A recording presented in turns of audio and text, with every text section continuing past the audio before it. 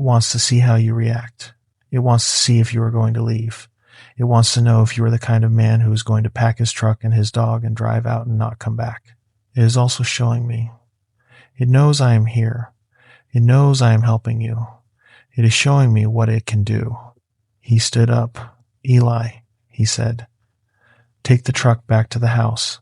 Get the things in the back of the freezer. Bring them over. Eli nodded. He turned around and went back to the truck. He drove out. Tom and I stood by the calf for a long time. I dug a hole. Eventually, with a shovel, I went back up and I dug a deep hole, about 50 feet off from the seep. Tom and I lifted the calf into it. We laid her in the bottom of the hole, on her side, and I climbed down and arranged her legs so they did not look so bad. Tom dropped the pile of organs into the hole next to her. We did not touch the tracks. The tracks I left alone, the way Tom told me to. I filled the hole. We did not say anything while I filled it. The bell cow came over and stood by the hole as I filled it. She watched. When the hole was filled and the dirt was tamped, she lowed once, long and slow. Then she turned around and walked back to the herd. The other cows had drifted off to the north, away from the seep. Eli came back 2 hours later with a cooler. The cooler had 2 bundles of something wrapped in butcher paper in a small jar with a clay-colored lid. Tom told me what to do with them. He told me where to bury them, and how deep, and what to say when I covered them. The words he taught me to say were Dene words, words that belonged to him and his people, and not to a story being passed around. He taught them to me on the porch that afternoon. He made me say them 3 times, so I had them right. After that, he and Eli left. I walked the south fence at dusk. I looked at the bundles at the fence line. They had been disturbed. The juniper stakes had been pulled half out of the ground. The red string on the bundle at the middle of the fence had been chewed through. The bundle itself had not been moved. It had been chewed at. Something had tried to take it apart and had not been able to. I put the stakes back in the ground. I tied a new piece of red string around the middle bundle out of a length Tom had given me. I sat by the bundle for 10 minutes. Then I walked back to the trailer. I did not sleep that night. I sat at the kitchen table with the rifle across my lap and a thermos of coffee and a flashlight. The satellite phone was next to me. Pete was under the trailer. I had given up trying to coax him out. At 2:17 in the morning, I heard a sound on the back porch. The back porch was a small landing off the kitchen, 3 steps down. I had not opened the back door since I had stood there with the rifle 3 weeks before. The sound was a soft sound, a sound like a hand laid against the door panel. I sat at the table. I did not move. The sound came again, a hand laid against the door panel, a small, soft pat, then a voice on the other side of the door. Jake. It was Marisol's voice. I knew it the way I knew my own. I had been married to her for 9 years. I had listened to her voice for 9 years. The voice on the other side of the door was hers. Not a copy, not a similar voice. Hers. I sat at the table. I did not move. Jake, open the door. I closed my eyes. I tried to remember everything Tom had told me. The voice was the voice. You do not open the door. I tried to remember Roy's letter. I do not care who it sounds like. You do not open the door. Jake, please. It's me. Sadie's hurt. I need you. Please open the door. I bit the inside of my cheek hard enough to taste blood. Marisol was in Phoenix. I had spoken to her on the satellite phone at 7 that evening. Sadie had been in the background.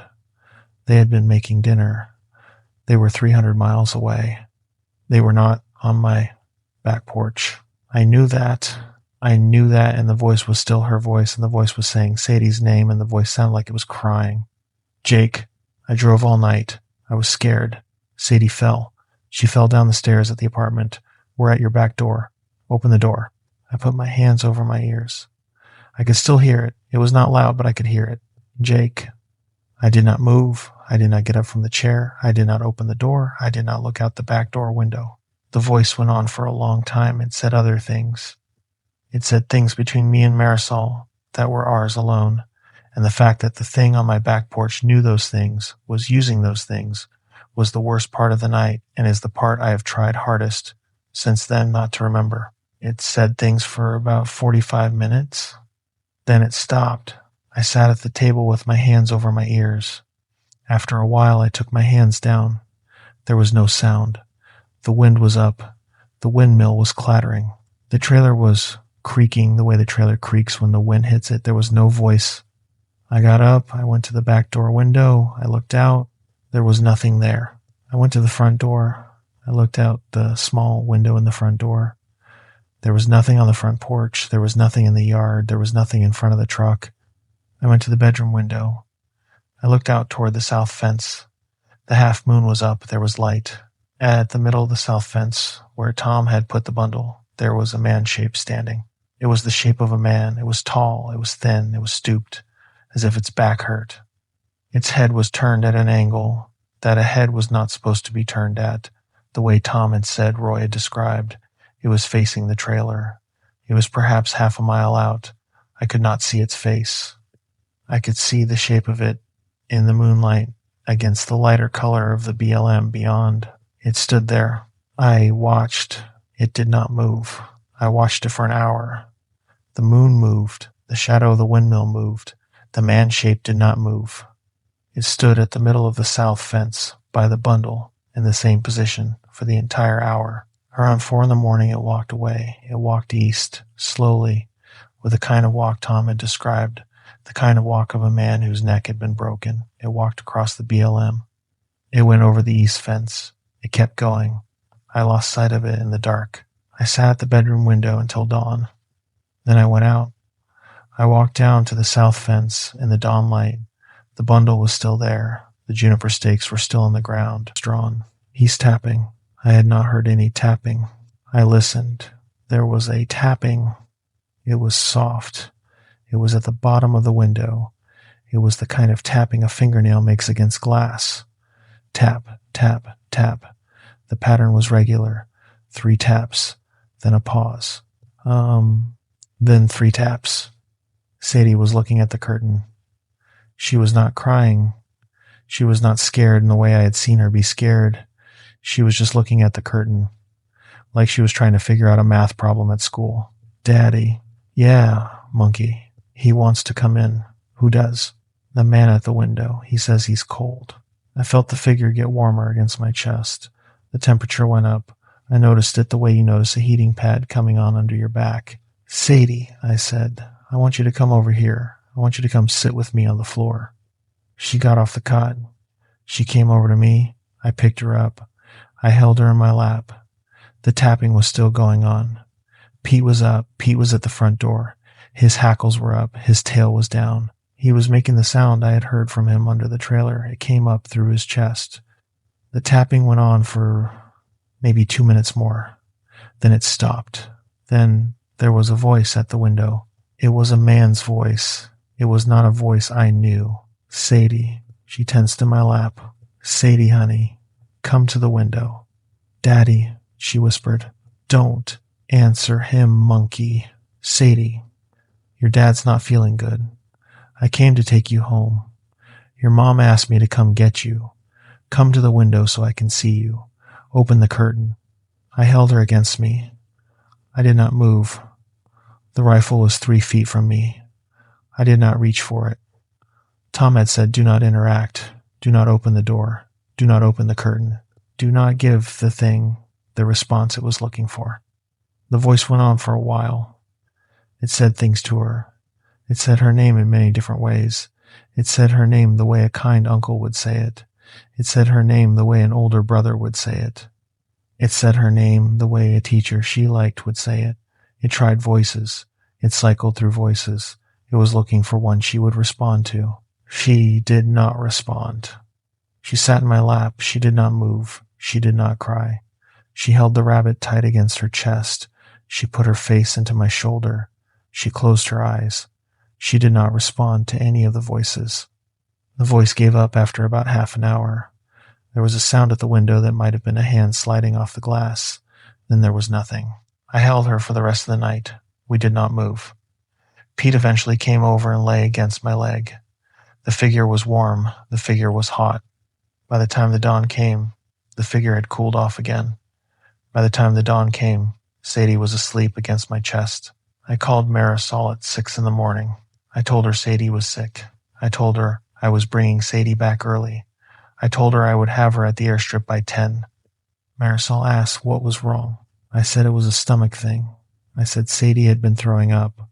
I said it was nothing serious, but I wanted to bring her back so her mother could be with her. Marisol said okay. She said she would be at the Gallup airstrip at noon. She said to keep her hydrated. She did not press me. I drove Sadie to the airstrip at 10. She was awake. She did not say anything about the man at the window. She did not ask me about him. She held the rabbit. She held my hand the whole way. We got to the airstrip. I put her on the plane. I waved as the plane lifted off. I drove back home. I sat on the porch for a long time. I called Tom and told him what had happened. Tom came over. We sat on the porch. Tom listened. He did not interrupt. When I was finished, he said, "It's coming."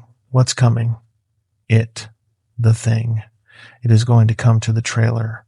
Soon. It got close last night and it didn't get what it wanted.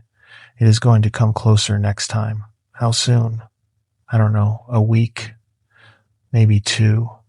The new moon is in 9 days. Things move on the new moon. I would expect it on the new moon if I were going to bet." "All right. Jake." "Yes. You are going to call your wife tonight. You are going to tell her Sadie does not come out again until further notice. You are going to give a reason. You are going to make the reason sound reasonable. But Sadie does not come out. I know.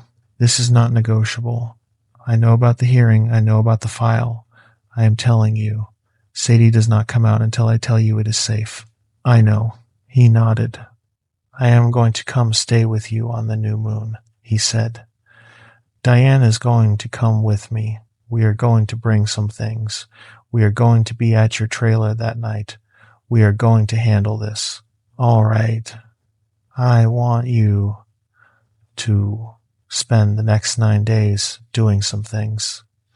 I am going to write them down for you. You are going to do them in order. Do not skip any. Do not put any in." She thought about that. "Do they have names?" "Some of them might. I haven't asked." She laughed. The laugh hurt me in a place I did not have a name for. Then Marisol was back on the line, saying I had to let her finish her bath, and I said okay, and we hung up. I sat on the porch after that, with Pete next to me, watching the dark come the rest of the way down. There were no lights anywhere I could see. The Yazzie place was over the ridge and out of sight. The windmill clattered.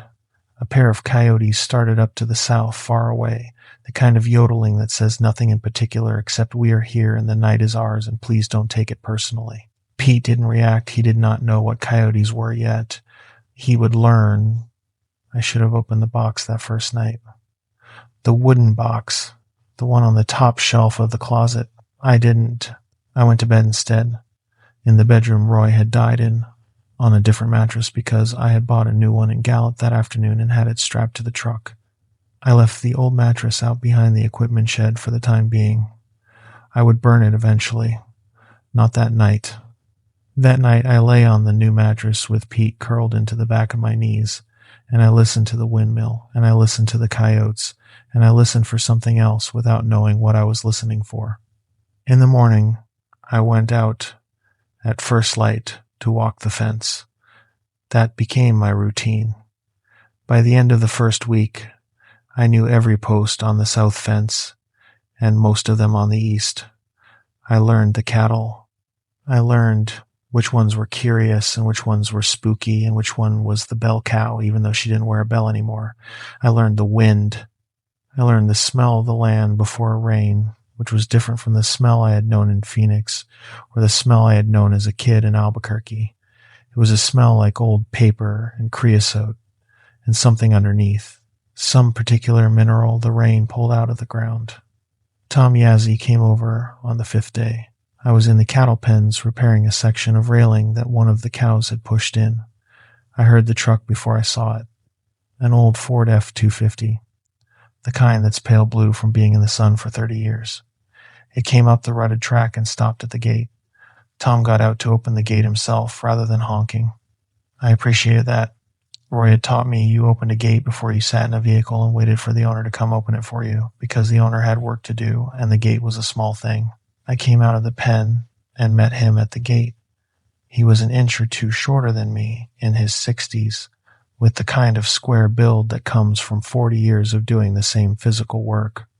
He wore a straw hat with a sweatband that had darkened all the way through, jeans with the cuffs over his boots, and a snap-button shirt with the sleeves rolled to the elbow.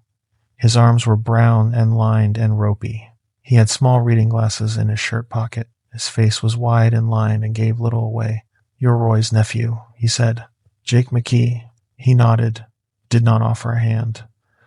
I didn't either, because he hadn't, and I had been raised right enough to know that you don't push. "Tom Yazzie," he said. "I know. Roy talked about you." He nodded again, looked past me at the trailer. "You moving in?" he said. It wasn't a question. "Yes, sir. For now." "For now." "Yes, sir." He looked at me for a second. His eyes were brown and almost black, the kind of brown where the iris and the pupil run together. I could not tell what he was thinking, and I had the distinct impression that this was a man who had spent his whole life being one of those men you could not tell what he was thinking, and that this was a deliberate practice, not a personality trait. "I'm going to come up to the porch and have a cup of coffee," he said, "if that's all right." "It is. I just put a pot on." He nodded. He walked past me toward the trailer. I closed the gate behind us. By the time I got up to the porch, Tom was already sitting in one of Roy's chairs, the one on the right of the door, and Pete was sitting on the deck next to him with his chin on Tom's knee, which was not something Pete did with strangers and was something I noted. I brought out 2 mugs of coffee. I gave Tom the one without the chip on the rim. He nodded and took it and held it in both hands, the way old men hold coffee, like it's something to be respected. He didn't drink right away. "Roy was a good man," he said. "I know he was. You ever live out here?" "2 summers, when I was a kid." "Not since." "Long time." "It is." He nodded. He looked out across the yard. The wind was coming up the way it did most afternoons. The windmill was making its noise. "You see anything?" he said. I thought he meant anything to do with the cattle. I said, "There's a Hereford with a bad eye. I'm going to have to put eye drops in. Other than that, things look all right." He nodded slowly. He took a sip of the coffee. "That's not what I meant," he said. "Sir? You see anything out at the fence at dusk?" I looked at him. He was looking at the windmill, not at me. His face still gave nothing away. "Like what?" I said. "Anything that don't sit right." I thought about it. I had been there 5 days. I hadn't seen anything that didn't sit right. The cattle had been calm. The dog had been calm. The wind had done what the wind does. I shook my head. "No," I said. "Not yet." He nodded once. Just once. He kept looking at the windmill. He said, "If you see anything, you come tell me." "What kind of anything?" He didn't answer for a long time. Then he said, "You'll know it. If it happens, you'll know it's the kind of thing I'm asking about." "Tom," I said, "what kind of thing are you talking about?" He looked at me then. His eyes were steady. He did not seem alarmed. He did not seem like a man telling a ghost story to a stranger. He looked like a man telling a stranger where the bad wash was on his property so the stranger wouldn't drive his truck down into it. "Your uncle saw something," he said. "In the last year. He told me about it. I told him what I thought it was. He didn't want to hear it. He was that kind of man. You favor him in the face. I don't know if you favor him in that other way." "What kind of thing did he see?" "He saw a man at the south fence at dusk. That wasn't a man." I waited. He didn't go on. He took another sip of his coffee. "What was it?" I said. "I'm not going to put a name on it on your porch the first day I meet you," Tom said. "It's not the kind of thing you name on a porch on a first meeting. But I'm asking you, if you see something, you come tell me. I don't care what time. You drive your truck across the wash and you come tell me, all right?" "All right. Your uncle should have come tell me when he started seeing it. He didn't. By the time we talked, it was further along than I could help with. That's what I think killed him. Not what the doctor said. What I think." "Tom, I'm not going to argue with you about it. I'm telling you. You come tell me if you see it." "All right." He drank his coffee. We didn't speak for a while. Pete was still leaning on his knee. The windmill clattered. The cattle were down by the south fence in a loose group, which was what they did in the middle of the day. The Hereford, with the bad eye, was on the edge of the group, looking like she didn't want to be there. Tom finished his coffee. He stood up. He set the mug on the porch railing. He looked at me. "It was good to meet you, Jake McKee," he said. "You too, sir. You come tell me if you see it." "I will." He nodded. He walked down off the porch and out to the gate. Pete watched him go. So did I. I watched him climb in the old F-250 and turn around in the yard and drive out and close the gate behind him. I watched the dust cloud move down the rutted track until it was gone. Then I went inside. I sat at the kitchen table. I drank the rest of my coffee. I tried to think about what he had said, and I tried to think about whether to call Marisol about it, which was a habit I had not yet broken, and I tried to think about whether the box in the closet was something I should open that night. I did not open the box that night. I told myself I would in the morning. I told myself that for a lot of mornings. Sadie came out for the first time on the last weekend of June. School had been out a week. Marisol drove her to the airstrip in Gallup and put her on a small plane that flew puddle jumper to a strip about 30 miles north of the ranch. The strip wasn't much, a length of cracked asphalt and a shack with a windsock. I drove up at noon and waited in the truck with the windows down and watched the heat coming off the runway in long, slow waves. The plane came in at 12:45. I saw it before I heard it.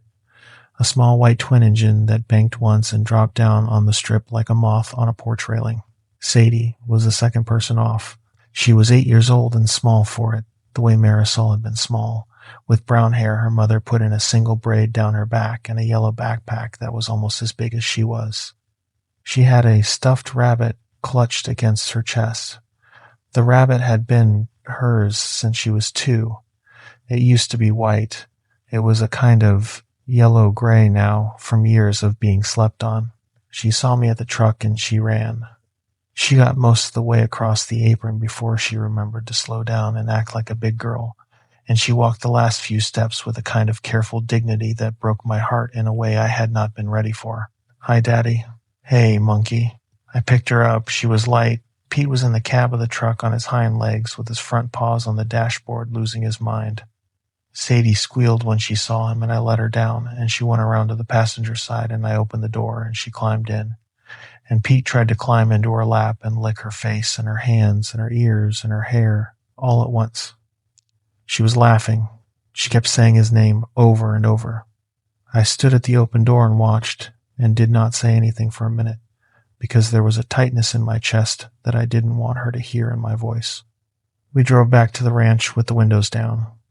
She told me about school, about a girl named Beatriz who had moved away in April, about a teacher who had a baby, about a boy in her class who picked his nose.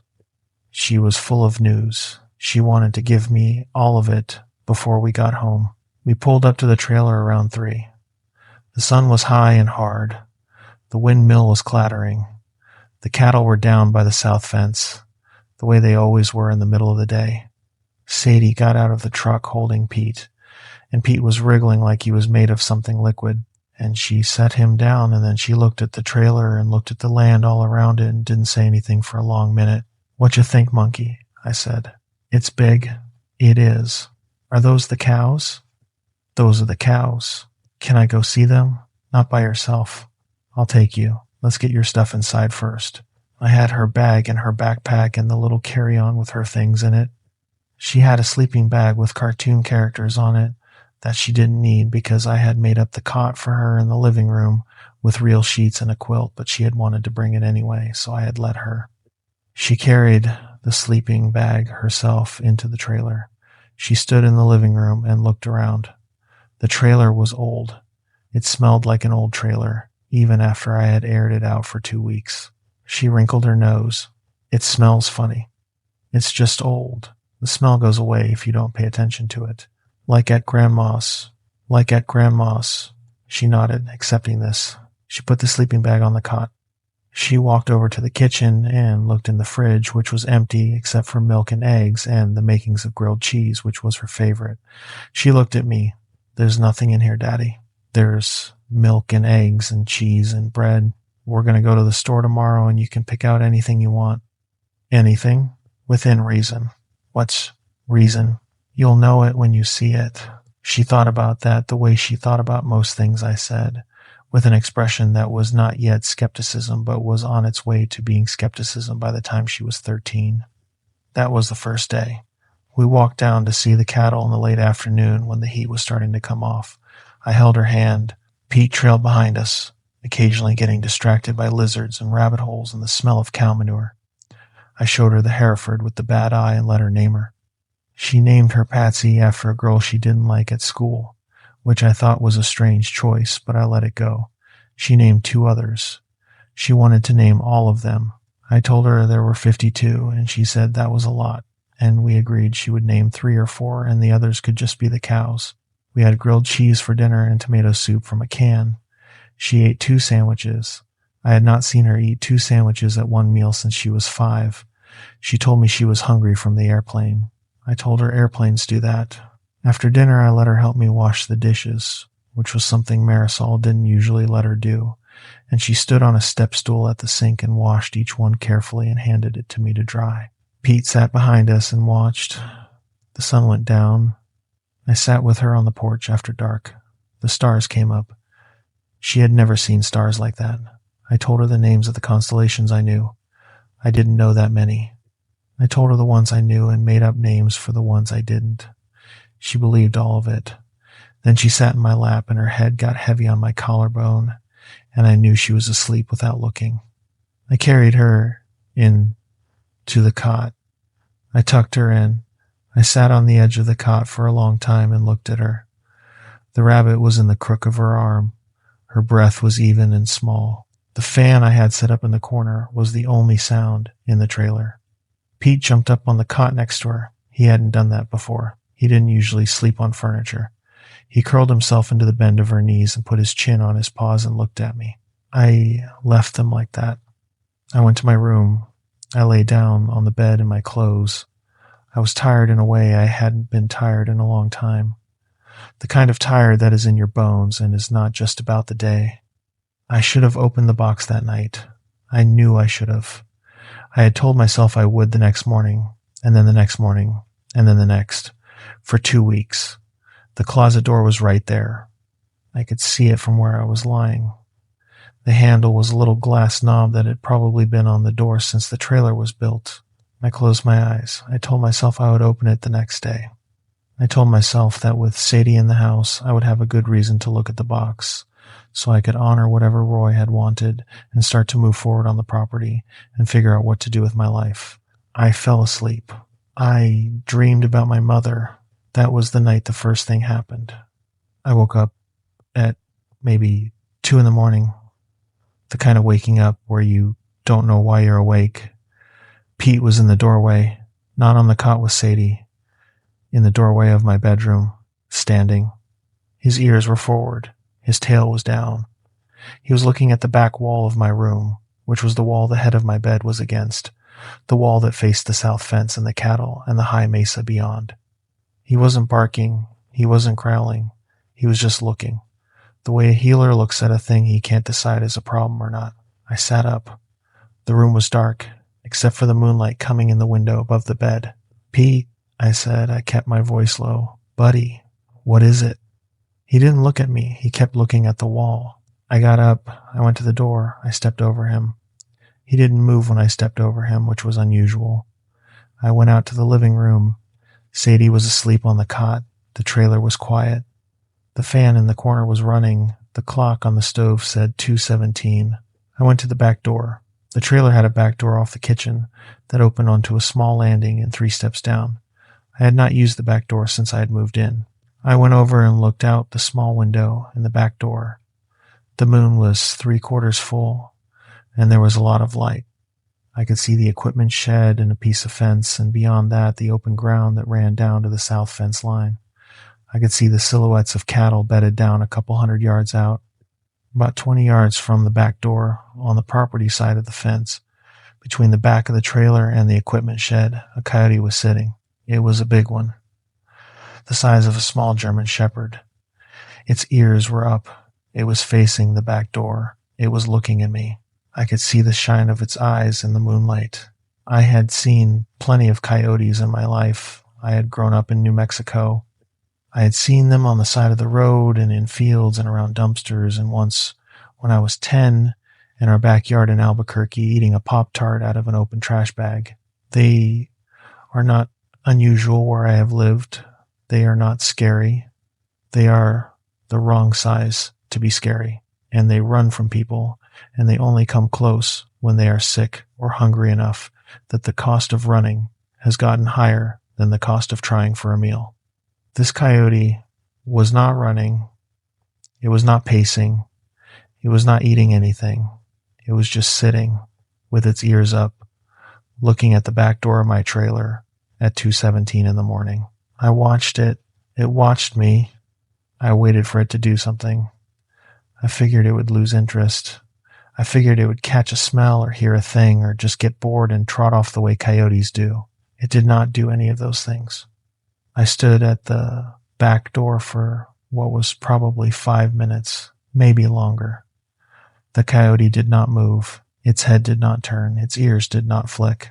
It sat there like a dog at a sit-stay, and it watched me through the back door window from 20 yards out.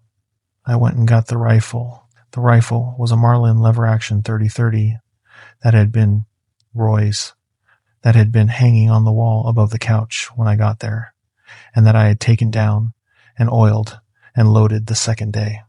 I knew how to use it. I had not fired a rifle in 8 years.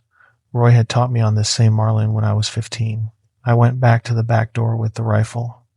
I did not open the door. I just held it where the coyote could see it, if it could see at all. I worked the lever once, slowly, just to chamber around and to make the sound. Pete came up behind me at the back door. He did not bark. He pressed himself against the back of my calf. I could feel him shaking. I looked at the coyote. It was still sitting. I turned the porch light on. The trailer had a back porch light that I had not used. There was a switch by the door. I flipped it. The yellow light came on and lit up the back step in the dirt for about 10 feet out. The coyote was now lit up. Its eyes did not contract in the light. That was the first thing I noticed. A coyote's eyes will catch a light like that and reflect it back as a kind of bright yellow-green, and the pupils will narrow. This coyote's eyes did not reflect the light. They were dark. 2 pieces of dark in a face that was a coyote's face in every other particular. The second thing I noticed was that it was not breathing. I stood there with the rifle and looked. I could see the chest of an animal. I knew what the chest of a living animal looked like when it was breathing. This animal's chest was not moving. I told myself I was not looking carefully. I told myself the light was bad. I told myself I was a man who had just woken up at 2 in the morning and was holding a rifle in his kitchen and was not capable of accurately observing whether an animal 20 yards out was breathing. I told myself this, and I knew it was wrong. The coyote sat for another 2 minutes, maybe. Then it stood up, slowly, the way an old man stands up after a long time of sitting. Its legs unfolded. Its tail did not move. It looked at me one more time. Then it turned, deliberate, and walked at a pace that was neither a coyote's trot nor a coyote's walk, but the pace of a man taking his time. It walked toward the south fence. It got to the south fence. It went under the bottom strand of barbed wire without crouching. The wire didn't move. When it passed, I watched the wire, and the wire did not move. It walked across the BLM allotment. It got to the far side. It went over the next fence the same way, without the wire moving. Then it was gone. I stood at the back door with the rifle for a long time. Pete was still pressed against my calf. He was still shaking. I looked at the clock on the stove. It said 2:31. I had been standing at the back door for 14 minutes. I made myself put the rifle down on the kitchen counter. I made myself unload it first, because Roy had taught me you do not put a loaded rifle on a kitchen counter when there is a child in the next room. I made myself turn off the porch light. I went to check on Sadie. She was asleep. She had not moved. The fan was running. Her breath was even and small. I went and sat at the kitchen table, Pete climbed into my lap. He had not climbed into my lap before. He was too big to be in my lap, really, but he climbed up there and made himself smaller than he was and put his head against my chest. I sat with him. I tried to think. I told myself the coyote was sick. Rabies, maybe. Some kind of distemper. The eyes weren't reflecting because of the rabies. The not breathing was just me, in the dark, at 2 a.m, not seeing right. The walking over the fence was something coyotes can do. They are good jumpers. They squeeze through wire all the time. I had not seen what I had seen. I told myself these things for about an hour. Then I told myself I should call Tom Yazzie. He had said to call him. He had said, come over and tell him, day or night. The satellite phone was on the counter. I could call him. I could drive over there. It was 3:30 in the morning. He would not be asleep. Country people, I had learned in the last 2 weeks, did not sleep at 3:30 in the morning the way city people did. They were up. They were drinking coffee. They were watching the dark. I did not call him. There was a reason I did not call him. I did not call him because I had a daughter asleep in the next room, and because Marisol's attorney had filed a custody motion in May for full physical custody on the basis that I was unstable and lacked steady employment and lacked a stable home environment, and because the hearing was in October, and because if I called Tom Yazzie at 3:30 in the morning to tell him there was a coyote at my fence, and Tom Yazzie drove over and we sat on my porch and talked about it, and Sadie woke up and saw a stranger at her father's kitchen table at 4 a.m. and asked about it later in front of her mother or her mother's attorney or her court-appointed advocate, then I was going to lose her. Not because of one thing, because of the accumulated weight of 1,000 small things that already weighed against me. I did not call him. I sat at the kitchen table with Pete in my lap and watched the dark on the other side of the windows until the dark started to thin out toward the east. Around 5:30 I made coffee. Around 6 the cattle started moving. Around 7 Sadie woke up and came into the kitchen barefoot, dragging the rabbit by one ear. Daddy. Hey, monkey. Did you sleep on the chair? Just for a little while. Why? I was thinking. About what? About what we're going to do today. She climbed up into my lap. Pete moved over to give her room. She put her head against my collarbone the way she had on the porch. What are we going to do today? She said. Whatever you want. It's your weekend. Can we go in the truck? We can go in the truck. Can we get candy? We can get a little candy. Can Pete come? Pete is always coming, monkey. She nodded, satisfied. We sat like that for a while. Pete put his head on her foot. I never told her about the coyote.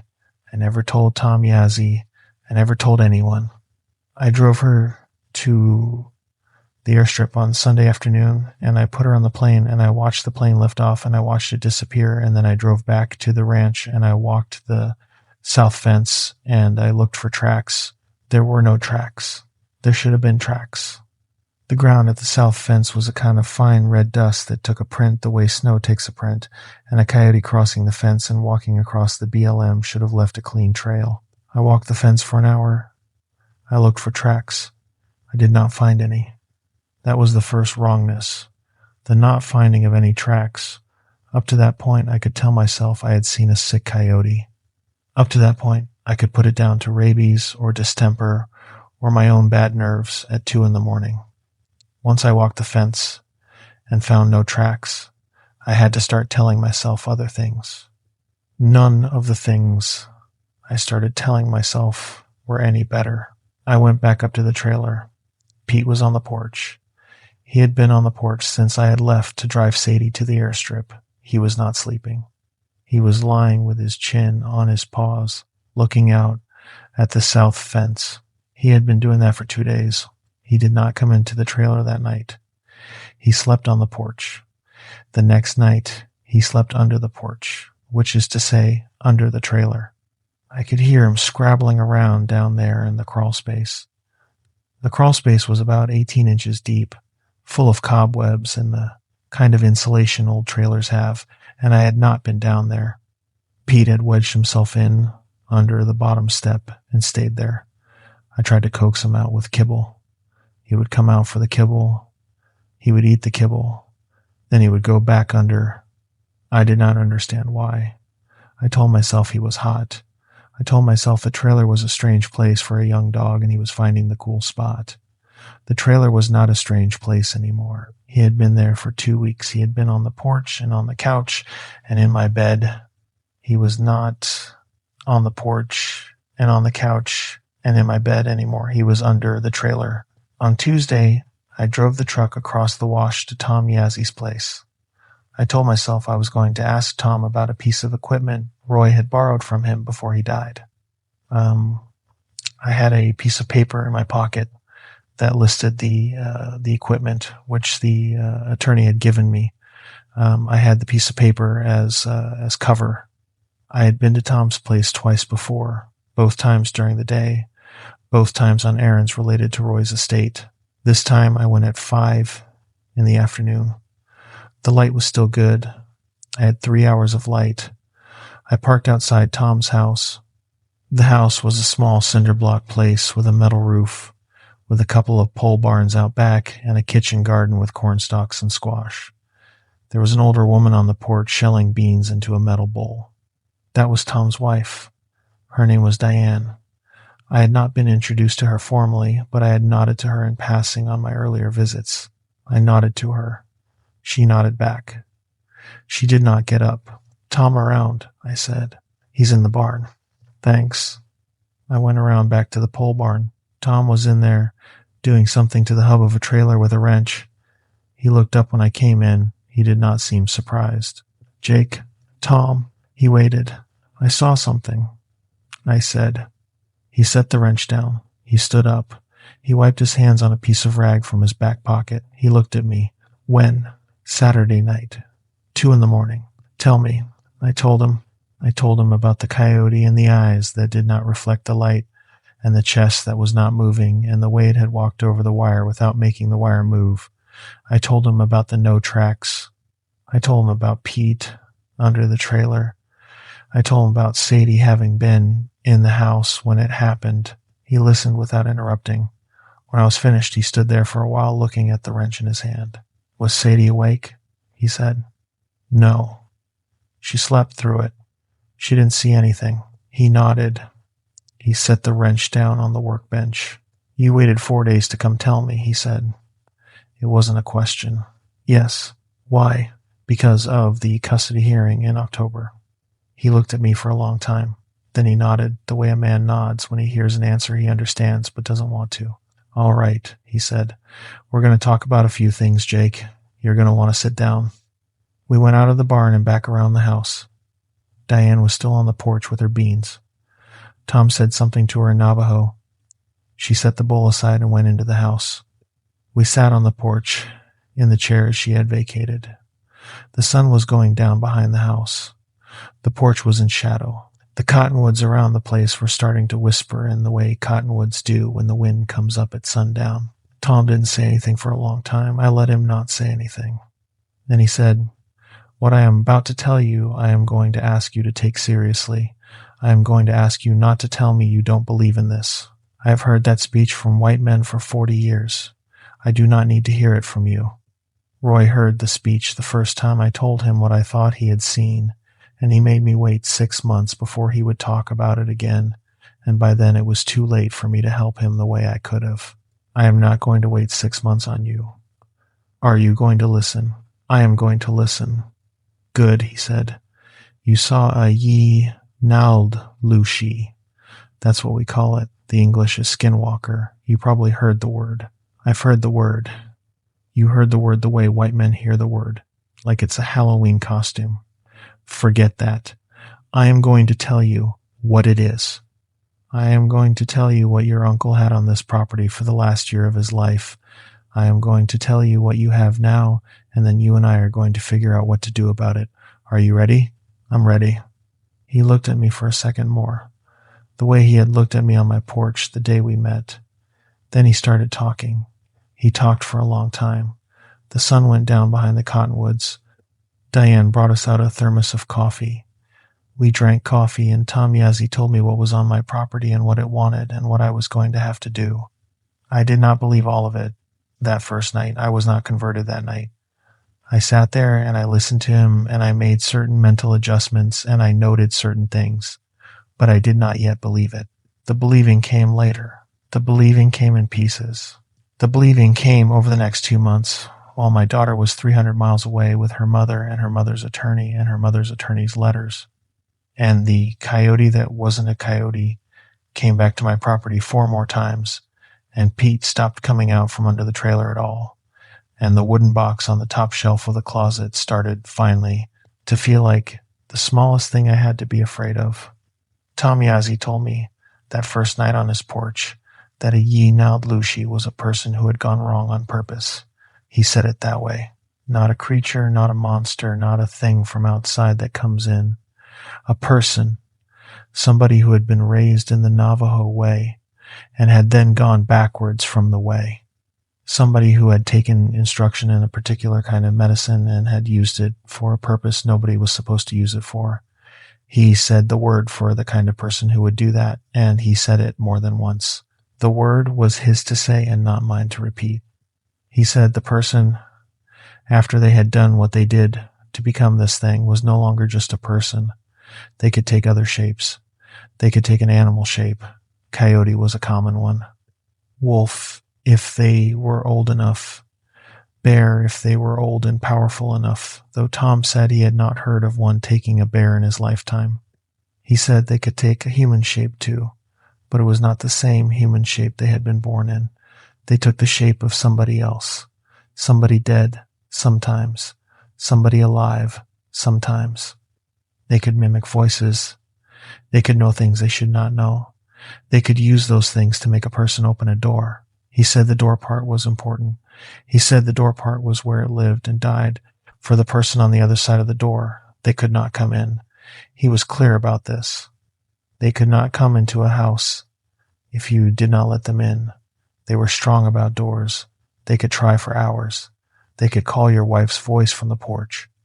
They could call your child's voice from the porch. They could call your mother's voice from the porch, even if your mother had been dead for 20 years. They could call. They could not come in unless you opened the door. He said that part twice. I told him I had heard it. He said good, but he said it again on the 3rd hour anyway. He said they had a couple of things they wanted. He said that was the thing white people got wrong when they read about it in books. White people thought it was about evil, about a thing that hurt for the sake of hurting. He said it was about hunger. They were hungry for something. Sometimes they were hungry for a person. Sometimes they were hungry for what was in a person. Sometimes it was years of getting near a person and getting nearer and getting nearer. It was patient. It was old. It did not have to hurry. He said Roy had been seeing this one for about a year before he died. He said Roy had seen the coyote first. Coyote that didn't run, like mine had been. Then the coyote had become other things. Then Roy had started getting visits at the fence at dusk. A man shape. A figure. Roy had described it to him.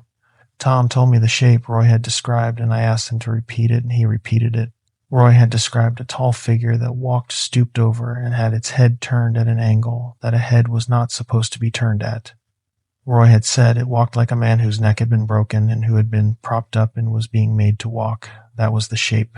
I asked Tom if Roy had ever opened the door. Tom said he didn't know. He said he thought maybe Roy had. In the end, he said Roy had been alone in the trailer for 3 days before they found him. He said the autopsy had said heart attack, but that the doctor in Gallup who had done the autopsy was a young white guy from Minnesota who did not ask the kinds of questions Tom would have asked. Tom said he thought Roy had heard something on the porch and gone to the door and not opened it. He said he thought the not opening had cost Roy something he didn't have to spare. He said he thought the heart attack had been real, but that the cause of the heart attack had been the thing on the other side of the door, working at Roy's heart, in a way the doctor in Gallup did not have a name for. I sat there. Diane brought us out a plate of cornbread. I did not eat it. Tom ate a piece. He looked tired in a way I had not seen him look. We had been on the porch for 2 hours. Tom, I said. What does it want with me? He looked at me. You've got the place, he said. It liked the place. It was working on Roy. Roy is gone. You're what's there now. What about Sadie? Sadie is in Phoenix most of the time. She is here on weekends sometimes. She is going to be here a lot more this summer. She is. Tom, Jake, what does it want with Sadie? He looked at the cottonwoods. He took a long breath. He let it out. The young ones, he said, are what it likes best. The young ones. The ones that are easy. The ones that don't know what to listen for. The ones that will go to a window if a voice on the other side of the window says, go to the window. I sat with that for a minute. The wind was up. The cottonwoods were doing their soft talking. What do? I said. You're going to do a few things?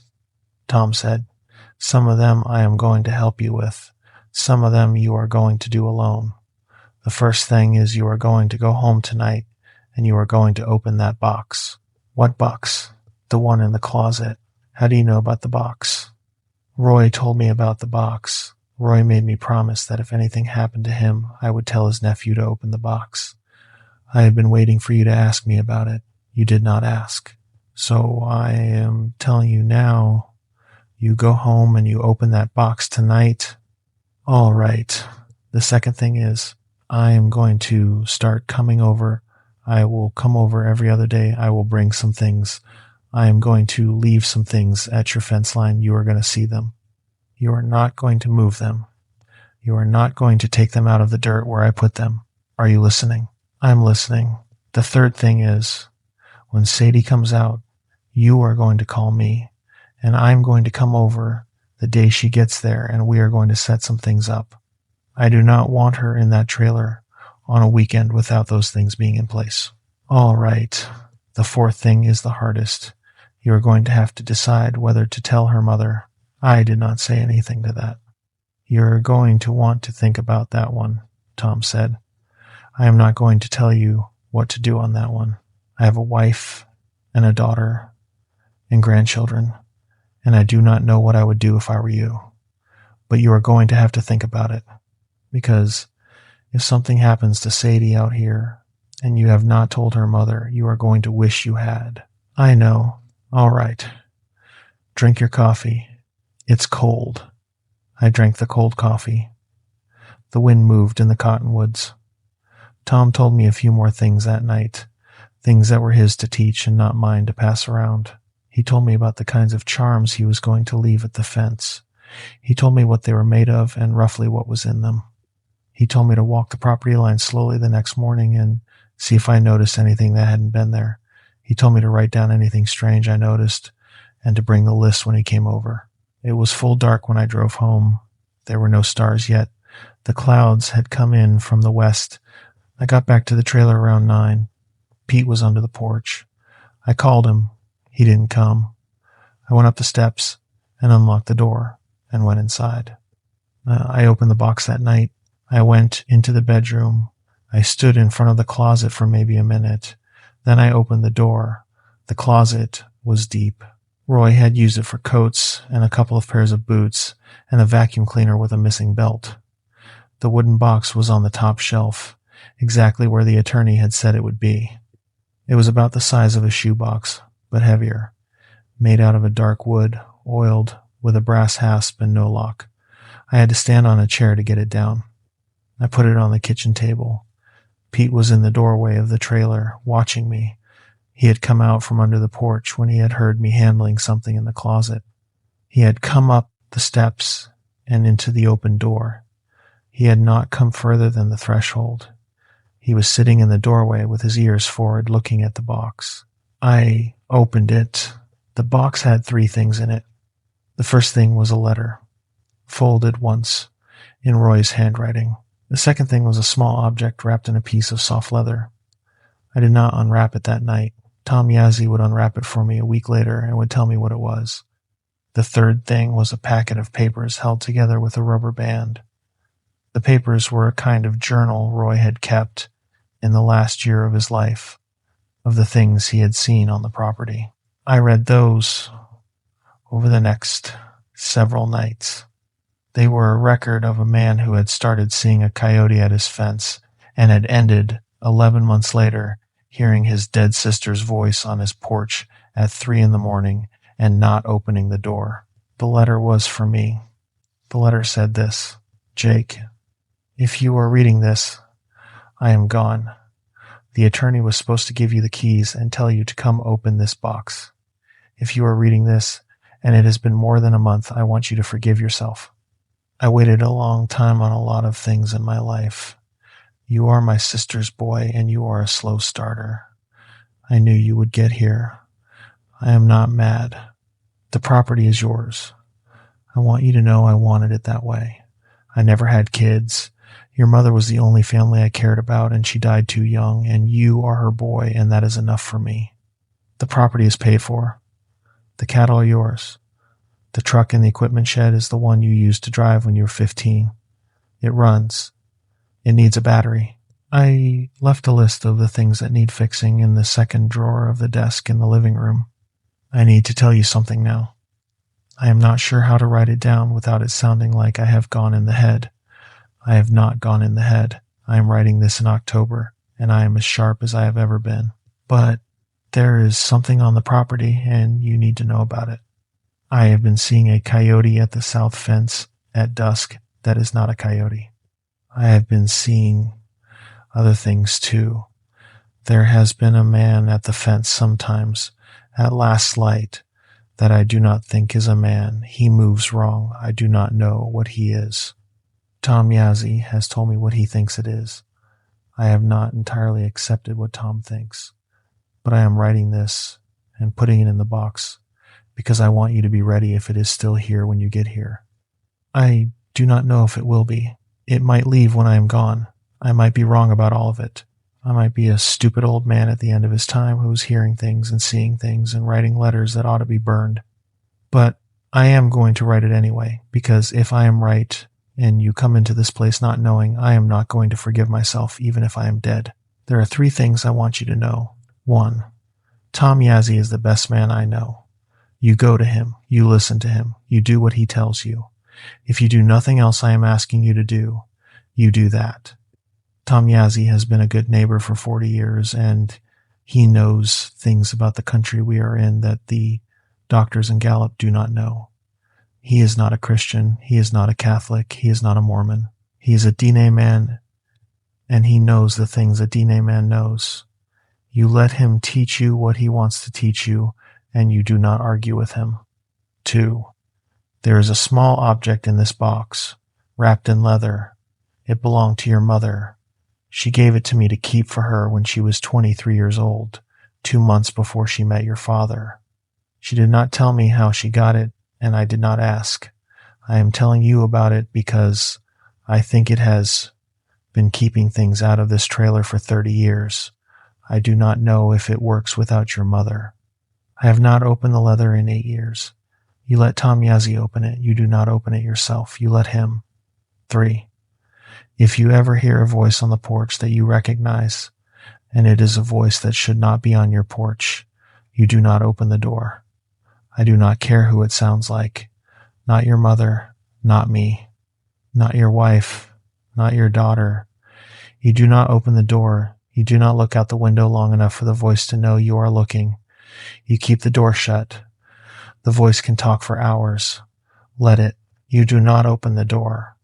I love you, boy. Your mother loved you. She would have written this better than I have. I am sorry I am the one writing it. Roy. I read the letter twice. The second time I read it out loud because I wanted to hear my uncle's voice in my head, which is something I have not been able to do without help since I was 22. Pete sat in the doorway. He did not come into the trailer. I put the letter back in the box. I put the box in the bottom drawer of the desk. I went over to the door and I sat down on the floor and I let Pete come into my lap. He came into my lap. He was getting too big. He had been getting bigger every week. He still came into my lap. I closed the trailer door. I locked it. I locked the deadbolt. I went around the trailer and I locked every window. I checked the back door twice. Then I sat at the kitchen table with Pete at my feet, and I did not sleep for the rest of the night. The coyote came back on the third night after that. This time I was ready for it. I had not slept much in 2 days. I had been waiting. I had the rifle loaded and the porch lights wired to a switch by the bed. It came at 12:45. Pete made a sound under the trailer I do not have a word for. It was not a bark. It was a sound that came up through the floorboards of the trailer like a sound from a basement of a house that did not have a basement. I sat up in the bed. I went to the bedroom window. The window faced the south fence. The moon was about half. There was enough light. It was at the south fence again, not on the property side this time, on the BLM side, sitting, looking at the trailer. I stood at the window and watched it. I did not turn on the porch light this time. I did not want to give it the signal. Tom had told me not to give it the signal. He had told me to watch and to remember and not to interact with it. He had told me interaction was how it got bigger, the way fire got bigger if you put more dry stuff on it. So I watched the coyote sat for about 20 minutes. Then it stood. It did not walk to the fence this time. It stayed on the BLM side. It walked along the fence line, slow west, toward the corner where the south fence met the west fence. It went to the corner. It stopped. It sat down at the corner. It sat at the corner for the rest of the night. I sat at the bedroom window for the rest of the night. When the dawn started, the coyote was gone. I had not seen it go. I had not blinked, or I had blinked only the normal amount, but at some point between dark and gray, the coyote was no longer at the corner. I walked to the fence at first light. There were no tracks. There were never any tracks. That morning I called Tom and asked him to come over. He came over within an hour. He brought a small canvas bag and 3 bundles of something tied with red string. He walked the south fence with me. He showed me where to put the bundles. We put one at the southwest corner, one at the southeast corner, and one at the middle of the south fence where the coyote had been sitting the first night. We hammered juniper stakes into the ground beside each one. The stakes were old. Roy had cut them. Tom had kept them in his shed for years. "You don't take these out," he said. "I won't. Anybody asks, you tell them they're survey markers." "All right." "They won't ask. Nobody comes through here. But anybody asks. Survey markers. Survey markers." He stood at the middle of the south fence. He looked across into the BLM. He said something in Navajo, quiet enough that I did not understand. Then he turned around, and we walked back to the trailer. Pete was on the porch. Pete had been on the porch for the first time in 3 days. He came down off the porch as we approached and walked with us. Tom looked at Pete. "He's a good dog," Tom said. "He is. He's gonna be in this with you." "I know." We sat on the porch and drank water out of the same mug, passing it back and forth. The day was hot. The day had been getting hotter all week. The wind was coming up early. "It's going to get worse," Tom said. "I want you ready for that. The bundles are going to slow it down. They are not going to stop it. It is going to test the bundles. It is going to do other things. It is going to start trying voices." "Whose voices?" "Whoever it has heard. Whoever it has been able to hear. You said Sadie was on the phone with you on the satellite phone the night you saw the first coyote." I had to think about that for a second. I had not connected those things. But Marisol and I had hung up around 8:30. The first coyote had come at 2 in the morning. "Yes," I said. "It might try her voice, Marisol's voice. It might try Sadie's voice, if it has heard Sadie's voice. It might try mine, if it has heard mine. How would it have heard yours?" "It might have been around the trailer when I was there. I don't know. I'm not saying it has. I'm saying it might." "All right. You said it might say things that are personal, things only that person would know. That's how it works. It listens. It pays attention. It uses what it has heard. You do not let that throw you. The voice is the voice. You do not open the door." "I won't." He looked at me. He looked at me long enough that I had to look back. "You won't," he said. He said it like a sentence, not a question. He said it the way you confirm a thing aloud so the person can hear themselves agree to it. I won't. Good. The 3rd week of July, it killed a calf. The word kill deserves care. I do not know if the calf was killed by the thing or just found and used. The calf was a heifer, about 3 months old, out of the bell cow that I had named Bess because Sadie had wanted me to name one of them after a girl in her class she liked. The bell cow had been weaning her. She was sleeping with the other calves at night about a half-mile off the trailer, in the hollow by the seep where the cattle bedded down. I went down to check the cattle. In the morning, the cattle were standing in a half circle, about 30 yards out from the seep. They were not bedded down. They were standing. They were not moving. The bell cow was at the front of the half circle. She was lowing in the way a cow lows when she has lost a calf. I walked into the hollow and I saw it was in the middle of the half circle. The calf was on her side. Her front legs were folded under her. Her back legs were straight out. She had been opened along the belly, from her sternum to her hindquarters, in a single straight cut. Her insides had been taken out and laid in a small pile next to her, organized. They had been organized in a way that was not random. The heart was on the top, the liver was next. The lungs were laid side by side under the liver. The intestines were not there. The intestines had been removed, and they were not in the pile, and they were not anywhere I could see. The cut was a clean cut, the kind of cut that came from a knife. There was very little blood. Around the calf, in the dust, in a circle about 3 feet out from her body, were tracks. The tracks were coyote tracks, mostly. Some of them were not coyote tracks. Some of them were the shape of a man's bare foot, but with 5 toes that were too long and a heel that pressed deeper into the ground than a man's heel should. The tracks alternated. Coyote, man. Coyote, man.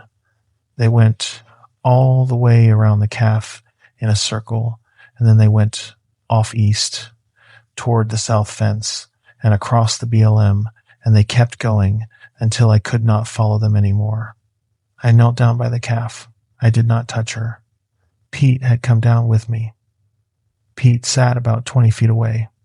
He was not coming any closer. He was making a sound in his throat that was somewhere between a whine and the kind of breathing a dog does when it is hurt. The bell cow lowed. The other cows watched. I went back up to the trailer. I called Tom. I told him on the satellite phone what I had found. He said he would be over in an hour. I sat on the porch and I waited. Tom came over with Eli. Eli was Tom's grandson. He was a kid, maybe 19, 20. He had been over once before to help Tom with a piece of fence on the east side. He was tall and thin, with the same straight black hair and the same long face Tom had, and he wore a Phoenix Suns t-shirt and jeans and old sneakers, not boots. Eli was at Diné College in Sile when school was in session. He had been home for the summer. He had been helping his grandfather with things. He nodded at me when they pulled up. I nodded back. I led them down to the seep. We stood at the edge of the half circle. The cows were still standing there. The bell cow had not moved. Tom looked at the calf for a long time without saying anything. Then he looked at the tracks. Then he looked at the trail of tracks going east. He did not walk into the circle. Eli stood back. He was about 15 feet from where we were. He had his hands in his pockets. He was looking at the calf and the tracks and not saying anything. He looked at his grandfather. Then he looked at me. It crossed the bundles, Tom said. Yes, it crossed the bundles to do this. It looks like it. He took a long breath. He let it out. He squatted down on his heels. He looked at the calf. He looked at the cut. He looked at the pile. It's farther along than I thought it was, he said. What does that mean? It means it has been working at this longer than I knew. Probably before Roy died. Probably before I started seeing it. It is showing what it can do. It wants you to see this. Why? It wants to see how you react. It wants to see if you are going to leave.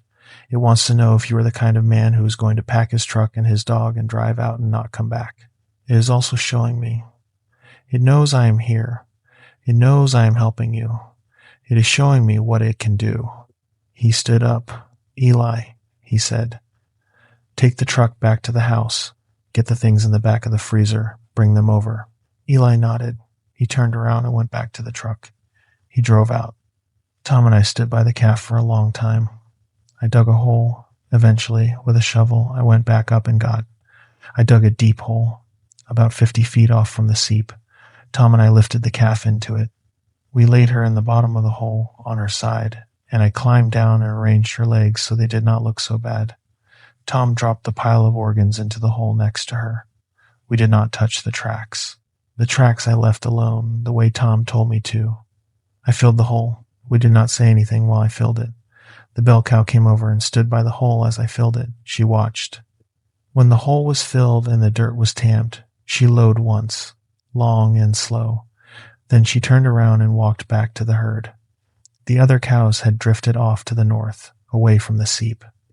Eli came back 2 hours later with a cooler. The cooler had 2 bundles of something wrapped in butcher paper in a small jar with a clay-colored lid. Tom told me what to do with them. He told me where to bury them, and how deep, and what to say when I covered them. The words he taught me to say were Dene words, words that belonged to him and his people, and not to a story being passed around. He taught them to me on the porch that afternoon. He made me say them 3 times, so I had them right. After that, he and Eli left. I walked the south fence at dusk. I looked at the bundles at the fence line. They had been disturbed. The juniper stakes had been pulled half out of the ground. The red string on the bundle at the middle of the fence had been chewed through. The bundle itself had not been moved. It had been chewed at. Something had tried to take it apart and had not been able to. I put the stakes back in the ground.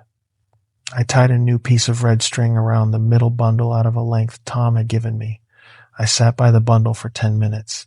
Then I walked back to the trailer. I did not sleep that night. I sat at the kitchen table with the rifle across my lap and a thermos of coffee and a flashlight. The satellite phone was next to me. Pete was under the trailer. I had given up trying to coax him out. At 2:17 in the morning, I heard a sound on the back porch. The back porch was a small landing off the kitchen, 3 steps down. I had not opened the back door since I had stood there with the rifle 3 weeks before. The sound was a soft sound, a sound like a hand laid against the door panel. I sat at the table. I did not move. The sound came again, a hand laid against the door panel, a small, soft pat, then a voice on the other side of the door. "Jake." It was Marisol's voice. I knew it the way I knew my own. I had been married to her for 9 years. I had listened to her voice for 9 years. The voice on the other side of the door was hers. Not a copy, not a similar voice. Hers. I sat at the table. I did not move. "Jake, open the door." I closed my eyes. I tried to remember everything Tom had told me. The voice was the voice. "You do not open the door." I tried to remember Roy's letter. "I do not care who it sounds like." "You do not open the door. Jake, please. It's me. Sadie's hurt. I need you. Please open the door." I bit the inside of my cheek hard enough to taste blood. Marisol was in Phoenix. I had spoken to her on the satellite phone at 7 that evening. Sadie had been in the background. They had been making dinner. They were 300 miles away. They were not on my back porch. I knew that, and the voice was still her voice, and the voice was saying Sadie's name, and the voice sounded like it was crying. "Jake, I drove all night. I was scared. Sadie fell. She fell down the stairs at the apartment. We're at your back door. Open the door." I put my hands over my ears. I could still hear it. It was not loud, but I could hear it. "Jake." I did not move. I did not get up from the chair. I did not open the door. I did not look out the back door window. The voice went on for a long time and said other things. It said things between me and Marisol that were ours alone, and the fact that the thing on my back porch knew those things, was using those things, was the worst part of the night and is the part I have tried hardest since then not to remember. It said things for about 45 minutes. Then it stopped. I sat at the table with my hands over my ears. After a while, I took my hands down. There was no sound. The wind was up. The windmill was clattering. The trailer was creaking the way the trailer creaks when the wind hits it. There was no voice. I got up. I went to the back door window. I looked out.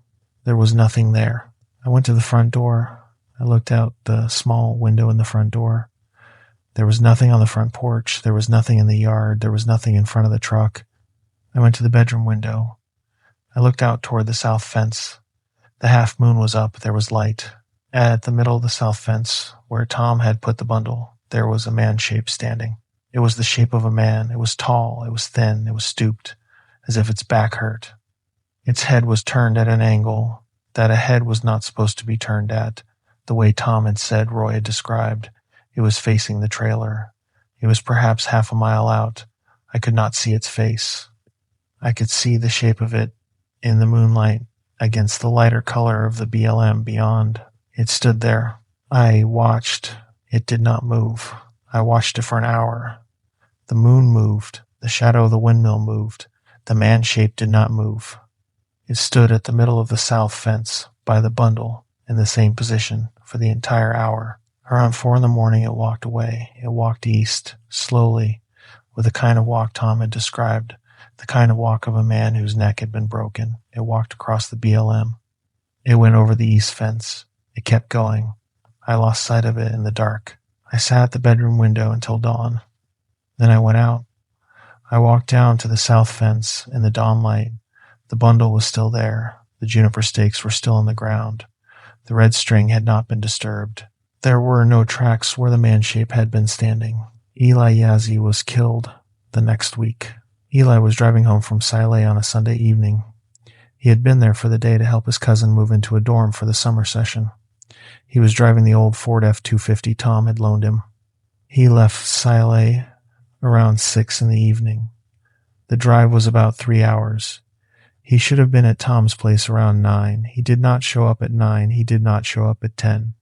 Diane called me on the satellite phone at 10:45 and asked me if I had seen him. I had not. She asked if I would drive the road toward Window Rock and look for him. I said I would. I took the truck. I took Pete with me. I drove out the rutted track and onto County Road 43 and headed east. The night was clear. The moon was almost full. I drove for about an hour. I went all the way out to where County Road 43 hit the highway and turned around and drove back. I did not see his truck on the road. I did not see his truck off the road. When I got back to my place, I called Diane. She had called the police. She had called Tom in from the barn. They were waiting. I went over to their house. I sat on the porch with Tom. He did not speak. I did not speak. Diane was inside on the phone. Around 2 a.m, a sheriff's deputy came out to the house. He told them what they had found. The truck was off the road on a side track about 10 miles east of Window Rock. It had been there for hours. The truck was upright. The engine was off. The keys were in the ignition. The driver door was open. Eli was about 40 yards from the truck. He was lying on his side in the dirt. His back was broken. His neck was broken. His face had been opened from his temple to his chin on the left side. The deputy said it was an animal attack. The deputy said it looked like maybe a bear. There were no bears in that part of the country. There had been no bears in that part of the country in my lifetime. There were not even mountain lions in that part of the country, not really.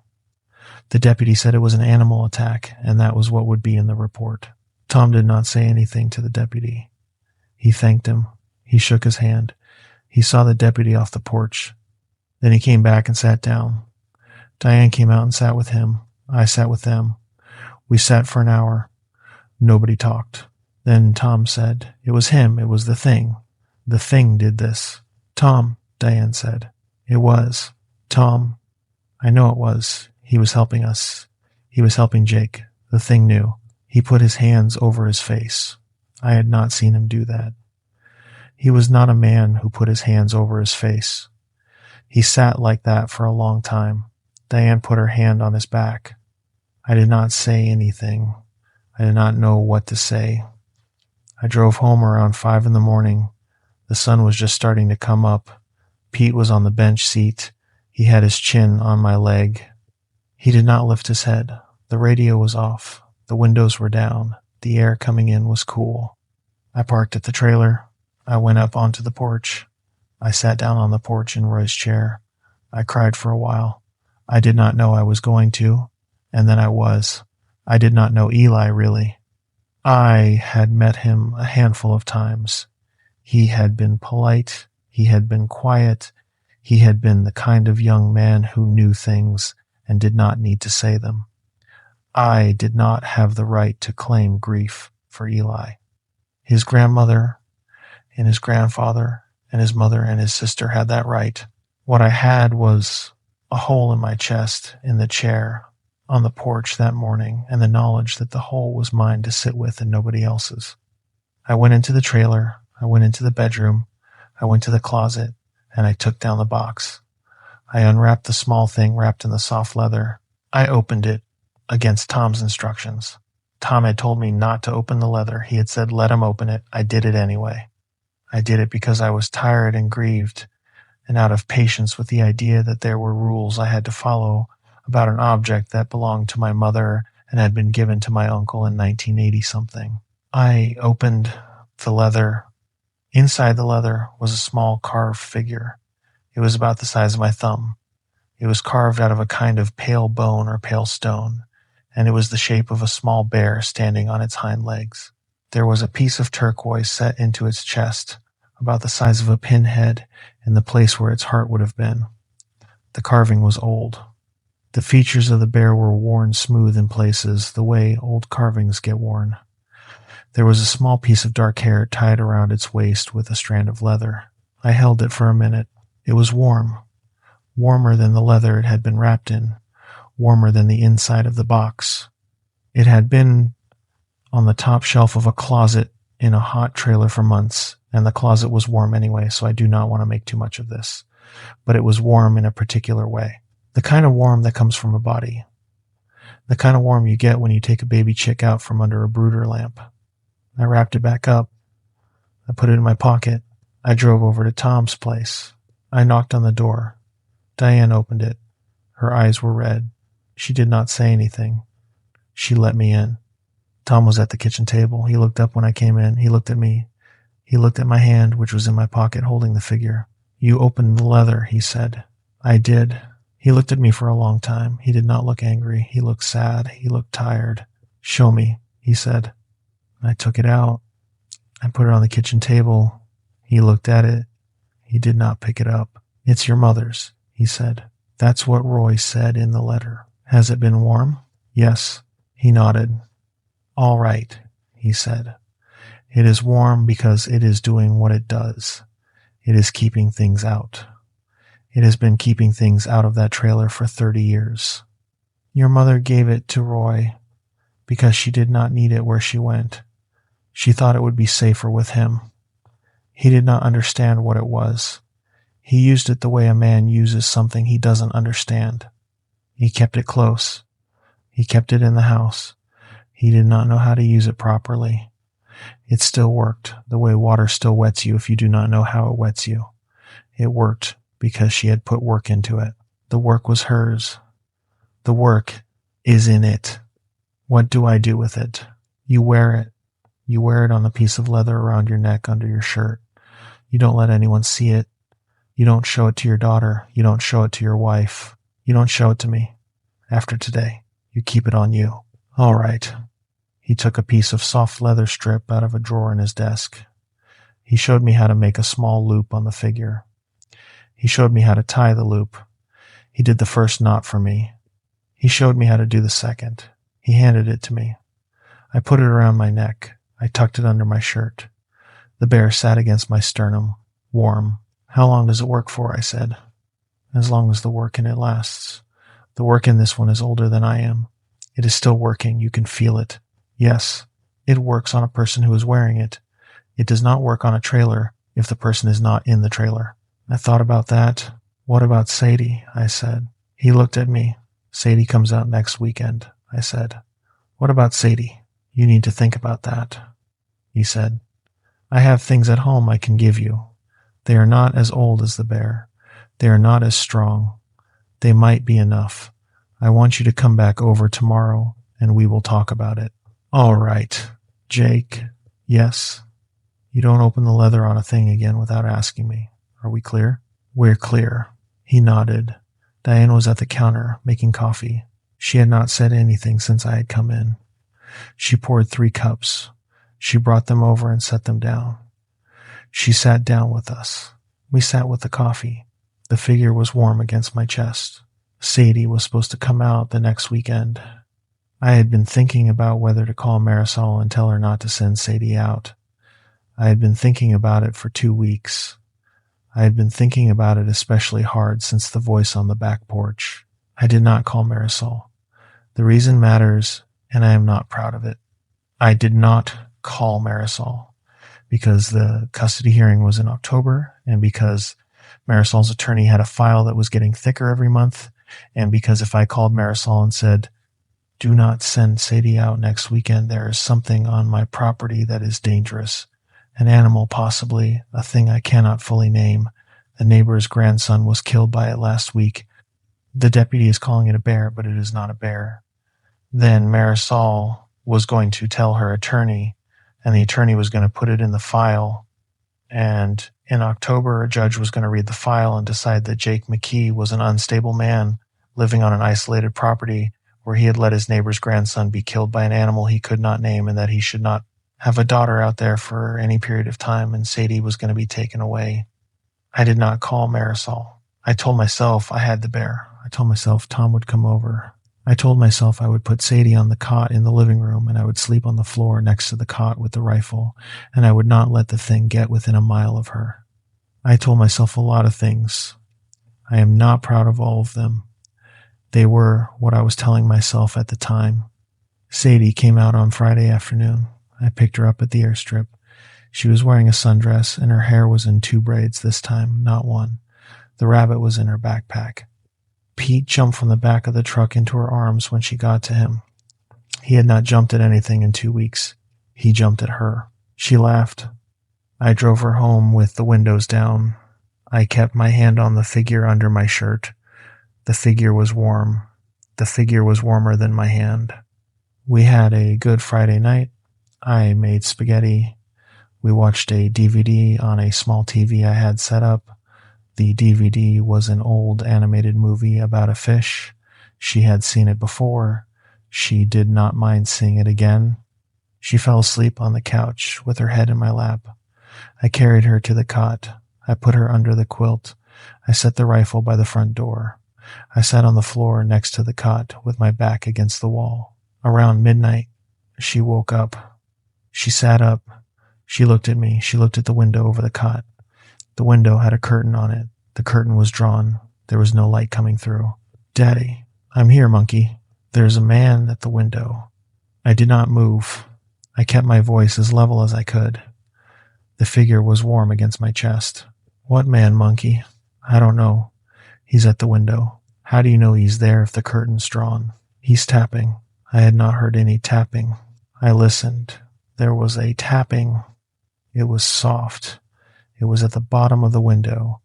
It was the kind of tapping a fingernail makes against glass. Tap, tap, tap. The pattern was regular. 3 taps, then a pause. Then 3 taps. Sadie was looking at the curtain. She was not crying. She was not scared in the way I had seen her be scared.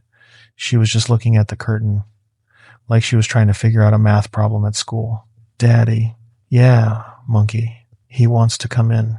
"Who does?" "The man at the window. He says he's cold." I felt the figure get warmer against my chest. The temperature went up. I noticed it the way you notice a heating pad coming on under your back. "Sadie," I said, "I want you to come over here. I want you to come sit with me on the floor." She got off the cot. She came over to me. I picked her up. I held her in my lap. The tapping was still going on. Pete was up. Pete was at the front door. His hackles were up. His tail was down. He was making the sound I had heard from him under the trailer. It came up through his chest. The tapping went on for maybe 2 minutes more. Then it stopped. Then there was a voice at the window. It was a man's voice. It was not a voice I knew. "Sadie." She tensed in my lap. "Sadie, honey, come to the window."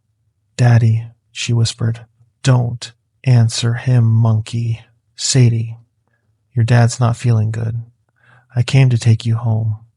Your mom asked me to come get you. Come to the window so I can see you. Open the curtain." I held her against me. I did not move. The rifle was 3 feet from me. I did not reach for it. Tom had said, "Do not interact. Do not open the door. Do not open the curtain. Do not give the thing the response it was looking for." The voice went on for a while. It said things to her. It said her name in many different ways. It said her name the way a kind uncle would say it. It said her name the way an older brother would say it. It said her name the way a teacher she liked would say it. It tried voices. It cycled through voices. It was looking for one she would respond to.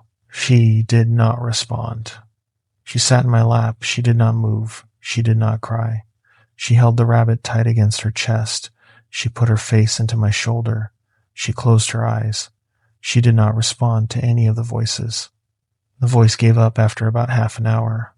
There was a sound at the window that might have been a hand sliding off the glass. Then there was nothing.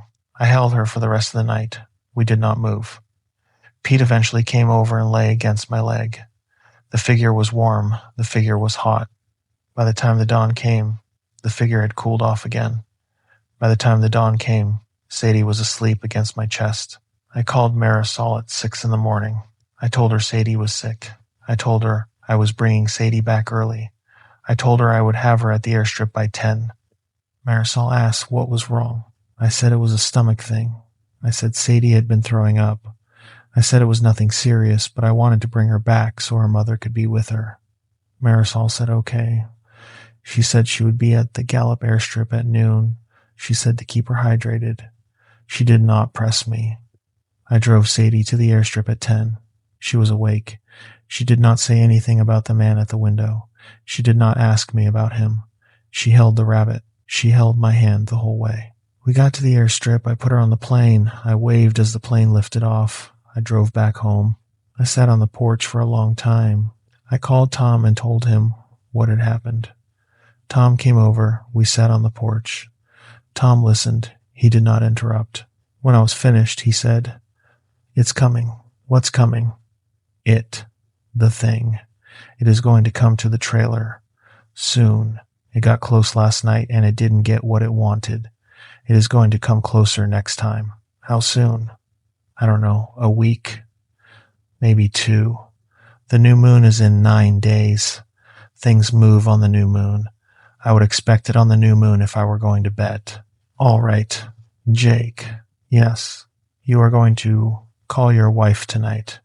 You are going to tell her Sadie does not come out again until further notice. You are going to give a reason. You are going to make the reason sound reasonable. But Sadie does not come out.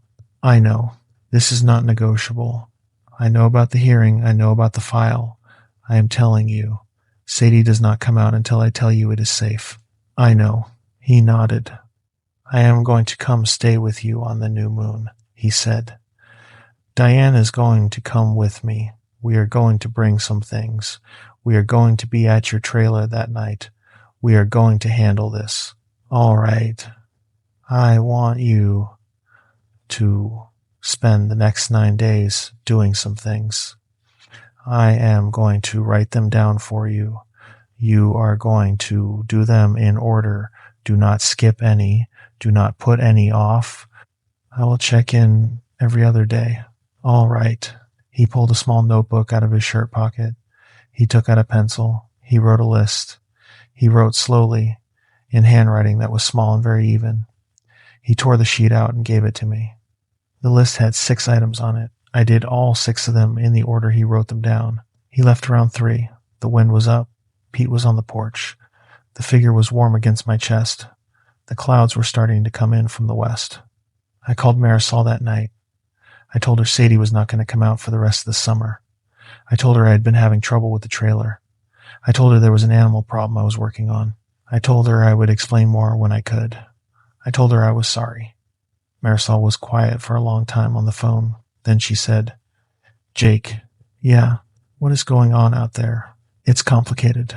You're scaring me, Jake." "I know. I am sorry. I am handling it. I just don't want her out here right now. I would rather she be safe with you and not come for a few weeks than be here and not be safe. That's all. She was quiet again. All right, she said. All right, Jake. She did not tell her attorney. She did not put it in the file. I had been afraid for 2 weeks that she would. She did not.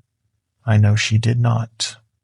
Because of what happened in October, and what happened in October required her not having put it in the file, and she did not put it in the file. I had not always been kind to Marisol in what I had said about her, or in what I had thought about her. We had been married for 9 years. We had had a daughter. We had had a lot of years before everything got hard, and a lot of years where everything got hard, and we had ended in a way that was bad for both of us and worse for our daughter. Marisol was not a bad person. I had not always understood that when we were married. I understood it that night on the phone, when she did not press me, when she did not put it in the file, when she just said, "All right, Jake," and let me go. I sat on the porch after I got off the phone. The clouds were still coming in. Pete was lying with his chin on my foot. I could feel the figure against my chest. I could feel the wind picking up. 9 days to the new moon. I spent the next 8 days doing what Tom had told me to do. The list was his and the doing was mine. The work was the kind of work that occupied my hands, and that I was grateful for the occupation. I burned things. I buried things. I walked the property line at first light and at last light each day. I checked the bundles. The bundles had not moved. The juniper stakes had not been pulled out again.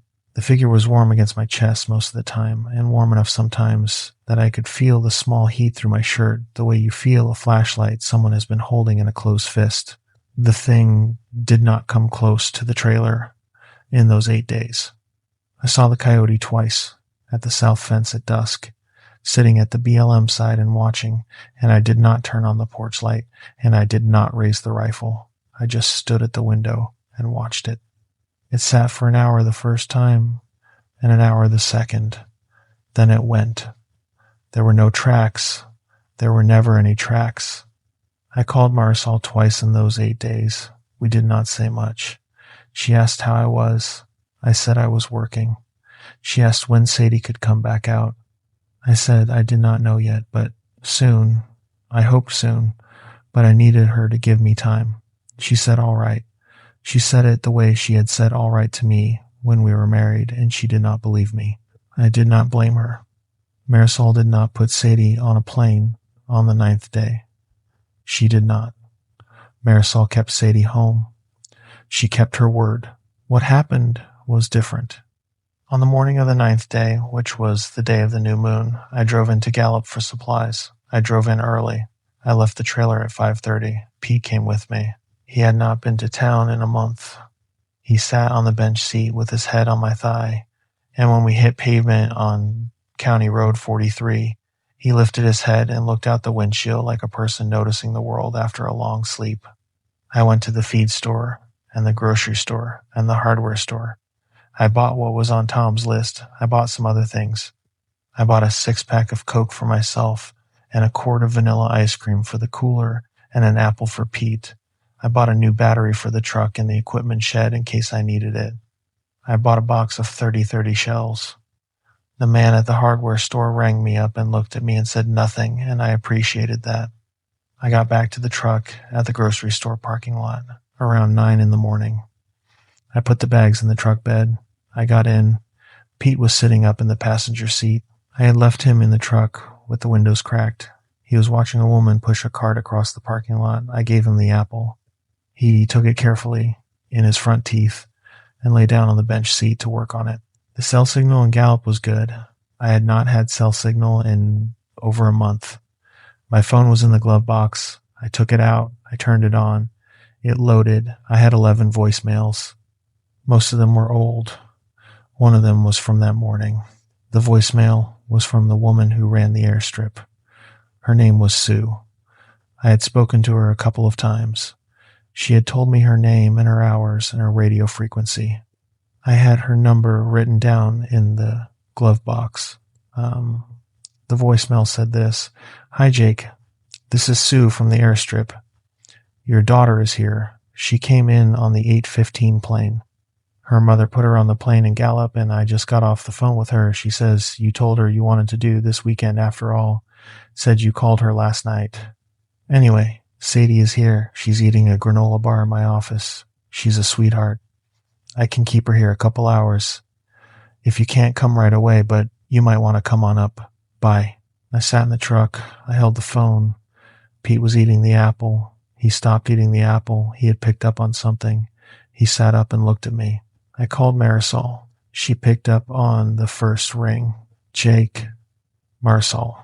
Tell me you did not put Sadie on a plane this morning. What? Tell me you did not put her on a plane. Jake. You called me last night. You said you wanted to make up the weekend. You said you would meet her at the airstrip. You sounded fine. You sounded happy. I put her on the plane this morning. I closed my eyes. I put the phone against my forehead. I sat that way for a long count. Jake. Marisol. I did not call you last night. I did not call you.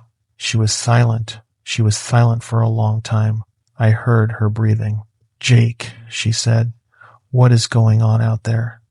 I am going to go up to the airstrip right now. I am going to get her. Tom Yazzie is going to come stay at the trailer tonight. She is going to be safe. Jake, I am driving up there.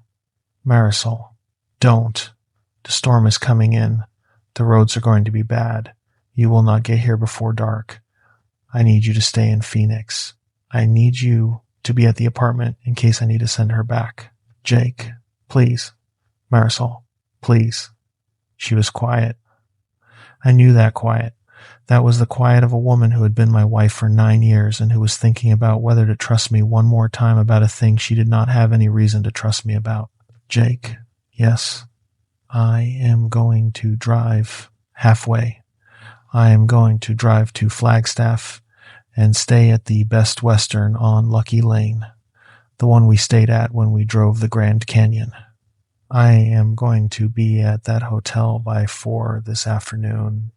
If you call me at any point and tell me you need me, I am going to drive the rest of the way and I am going to be at your ranch by 9. Are you hearing me?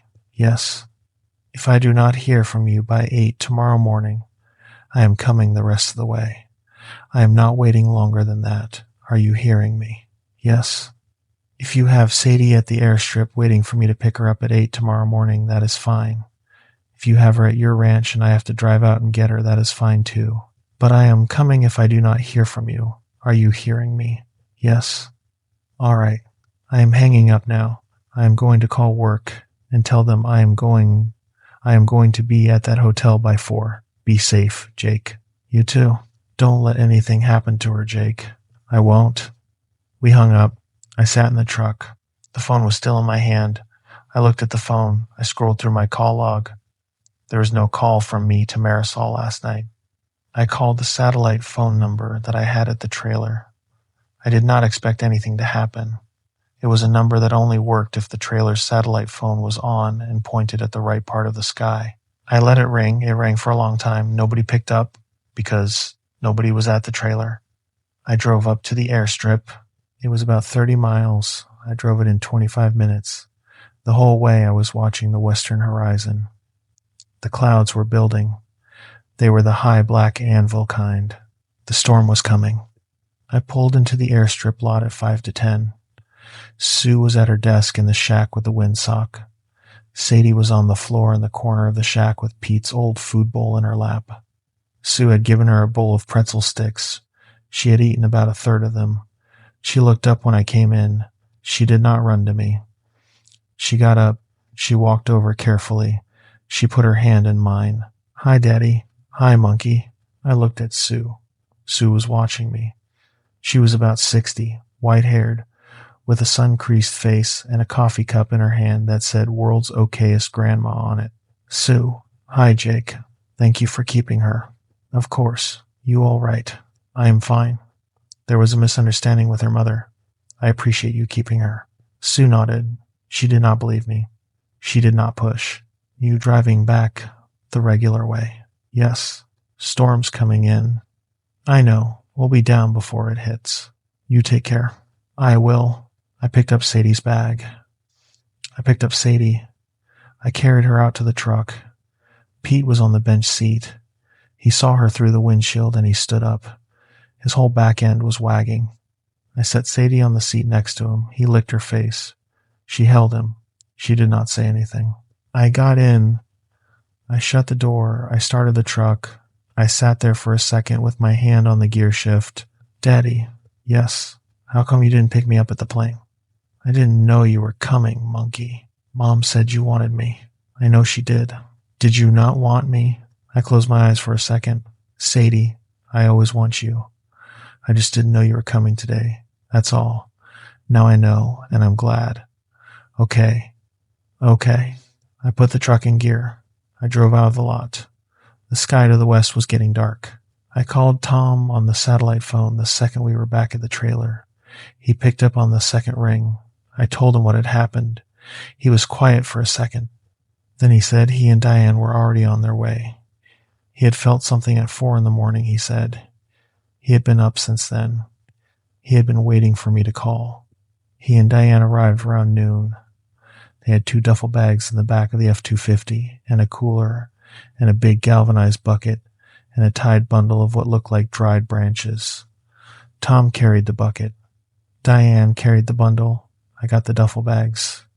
Sadie was on the couch with Pete. She had her shoes off. She was reading a book she had brought in her backpack.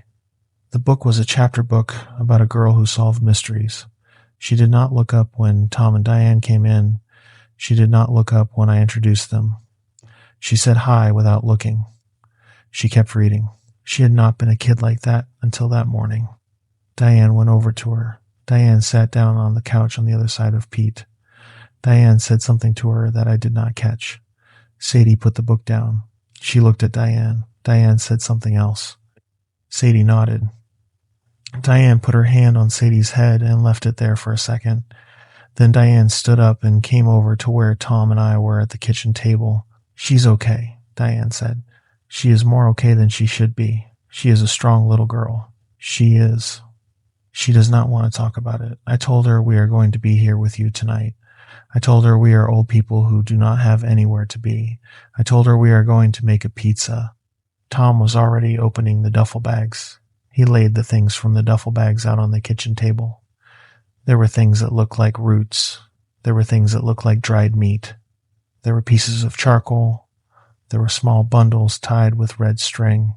There was a stoneware jar with a wooden stopper. There were 2 pieces of antler that had been carved and that had small symbols cut into them. He showed me where to put the things. We put them in the corners of the trailer. We put one in front of the front door, on the inside, on the floor. We put one in front of the back door.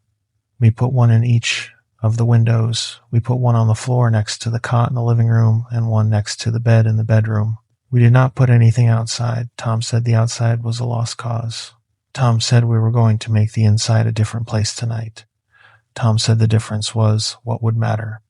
He said we were going to make a place the thing could not come into even if a door opened, and that we were going to make it work because the figure around my neck and the work he and Diane were bringing were going to be enough together. He said it the way a man says a thing he wants you to hear, not necessarily the way a man says a thing he is sure of. The galvanized bucket had charcoal in it. The dried branches in the bundle were juniper, mostly, with some sage and a kind of root I did not recognize. Tom said we were going to burn the bundle in the bucket, starting at dusk. Tom said we were going to keep it burning all night. Tom said the smoke was as important as the things on the floor. Tom said the trailer was going to smell like it had never smelled before. We worked through the afternoon. Diane and Sadie made pizza in the kitchen. They made a pizza out of the things I had bought that morning. The pizza was a small one, in a pie pan, but it was a real pizza, with sauce and cheese and mushrooms and slices of pepperoni. Sadie helped roll out the dough. Diane sang her a song while they worked. I did not know the song. It was not a Dene song. It was a song in Spanish. I did not know Diane spoke Spanish. Apparently she did. Around 5 o'clock the wind started. It came up from the west with the storm. It came up fast. Within 20 minutes the sky was the color of a wool blanket and the dust was blowing in fine red curtains across the yard. The windmill spun so fast it sounded like a fan. The trailer shook a little. The shingles on the roof of the equipment shed clattered. Pete was on the cot with Sadie. He had been on the cot with her all afternoon. He was not on the floor or in the doorway or under the trailer. He was on the cot, next to her hip. with his chin on her foot. His ears were down. He was watching everything. He was not relaxing. Around 6 o'clock, the rain came. It was a hard rain. It was the kind of summer rain that comes once or twice a year in this country, the kind that turns the washes into rivers in 15 minutes. The wind whipped it sideways against the trailer. The trailer's metal walls drummed. Tom lit the bundle in the galvanized bucket on the kitchen floor at 6:30, just as the dusk was settling in. The bundle caught slowly. The juniper smoked thick. The sage flared and then settled. The third thing. The root I had not recognized burned with a slow, steady glow and gave off a sweet, dark smell like a cellar in a house that had been lived in for a long time. Tom said something in Navajo as he lit it. Diane stood next to him with her hand on his shoulder. We ate the pizza on the kitchen counter. We stood. We did not sit. Sadie ate her pizza with her hands. She ate 4 slices. She was hungrier than she had been at breakfast. She drank a glass of milk. She wiped her mouth on her sleeve and then looked at Diane, and Diane shook her head and gave her a napkin, and Sadie wiped her sleeve on the napkin and laughed for the first time that day. It was full dark by 7:30. The sun had not gone down yet, but the sky was dark with the storm. We sat in the living room. Pete was on the cot. Sadie was next to Pete. The Coleman lantern was on the kitchen table. Tom was in the kitchen chair. Diane was on the couch with her hand on Sadie's back. I had the rifle across my knees. I sat on the floor with my back against the front door, facing the room. The bucket was burning. The smoke was filling the trailer. It got in your eyes after a while. It got in your throat. You got used to it. Tom said you would get used to it. Tom was right. Around 9 o'clock, the satellite phone died. It had been on the kitchen counter, plugged into its charger. The light on it had been on. At 9, the light went off. The little screen went dark. I went over and pressed buttons. Nothing happened. I unplugged it and plugged it back in. Nothing happened. The trailer still had power. The Coleman lantern was running. The refrigerator was humming. The phone was just dead. Tom watched me. He did not say anything. He nodded once. Diane nodded once. Sadie looked up from where she was lying against Pete on the cot, and Diane put a hand on her hair, and Sadie put her head back down. The first voice came at 10:14. I noted the time because the clock on the stove was facing me. I was watching the clock. I had been watching the clock for an hour. The voice was Marisol's again. It was on the front porch. It said my name. Jake. I did not move. The figure was warm. The figure was getting warmer. Tom had moved to the kitchen. He was standing by the bucket. He was holding a smaller bundle in his hand. He was not making any sound. Jake. I drove up. I'm here. I'm soaked. Please let me in. I did not move. Jake. I did not move. Sadie. Honey. Can you tell your daddy to open the door? Sadie sat up on the cot. Pete lifted his head. Diane put her hand back on Sadie's hair firmly and shook her head. Sadie nodded. Sadie lay back down. The voice went on for a while. It said the kind of things it had said 3 weeks before at the back door. It said the things Marisol and I had said to each other, alone, when we were married. It said the things we had said when she was leaving. It said the names of streets we had lived on. It said the name of the doctor who had delivered Sadie. It said the address of the apartment in Phoenix. It said the names of the goldfish Sadie had had when she was 4. I sat with my back against the front door. I did not move. I did not look at the windows. I did not look out the small window in the door. I kept my eyes on the floor. The juniper smoke was thick. The voice went on for maybe 20 minutes. Then it stopped. There was a pause. Then the voice came back, and it was not Marisol's voice anymore. It was Roy's voice. I closed my eyes. I bit the inside of my cheek again. The figure was hot. The figure was hot enough that I could feel it through my shirt, against my sternum, like a small stone that had been in the sun for a long time. Jake, it's Roy. I did not move. Jake, I know it sounds bad. I know it should be bad. I want you to know I am all right. I want you to know your mother is here with me. She is here. She has been here. We want to see you. Open the door, son. Roy had not called me son in his life. He had called me boy, the way he did in the letter. The voice on the porch was Roy's voice, but Roy had not called me son, and the thing using Roy's voice did not know that. I did not move. Jake, your mother wants to see you. She has not seen you since you were 13. She wants to see her grandbaby. Open the door, son. I sat against the door. I felt the door against my shoulders. I felt the deadbolt against the back of my neck. The deadbolt was set. The key was on the kitchen counter where I had left it on purpose. The voice went on for another while. Then it stopped. There was a longer pause this time, maybe 10 minutes. The wind was up. The rain was coming sideways. The trailer was shaking. The Coleman lantern flickered. The bucket smoke was rising. Tom was standing by the bucket holding the small bundle. He had not moved in over an hour. Then the third voice came. The third voice was the one I had been afraid of since I had walked into the trailer that afternoon and felt the figure heating against my chest. The third voice was Sadie's. It came from outside, from the front porch. It was clear. It was Sadie's voice. It was the voice of my 8-year-old daughter. Daddy. Sadie sat up on the cot. She looked at the door. Diane put her hand on Sadie's chest. Diane put her face close to Sadie's ear. Diane whispered to her. Sadie nodded. Sadie did not get up. Daddy, I'm outside. I went out. I'm cold. I did not look at Sadie. I kept my eyes on the floor. The figure was hot enough now that I could smell the heat coming through my shirt, a faint smell of warm leather. Daddy, open the door, please. I'm scared. Sadie was on the cot. She was sitting up. Diane had her arm around her. Sadie was looking at the door. Sadie was watching the door. Sadie's face was still. The voice on the porch was Sadie's voice. I knew the whole time that it was the thing. I knew Sadie was on the cot. I could see her on the cot. I was looking at her. The figure was hot against my chest. Tom was on the other side of the bucket with the small bundle, watching me. He was watching me with the kind of look he had given me on the porch the first day. The look that said, "You do not open this door." I knew, but the voice was her voice. I had not closed my eyes when I was holding her as a baby. I had not closed my eyes when she had fallen off the playground equipment at 4 and broken her wrist and cried the cry of a child who could not breathe through the pain. I had not closed my eyes the night I had told her I was moving out and she had asked me if she had done something wrong. I had heard her voice in every state of it. The voice on the porch was her voice. It was right. It was perfect. It said the words the way her mouth said the words. It used the inflection she used when she was scared.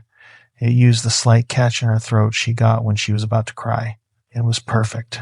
And it was not her. I put my hands over my ears.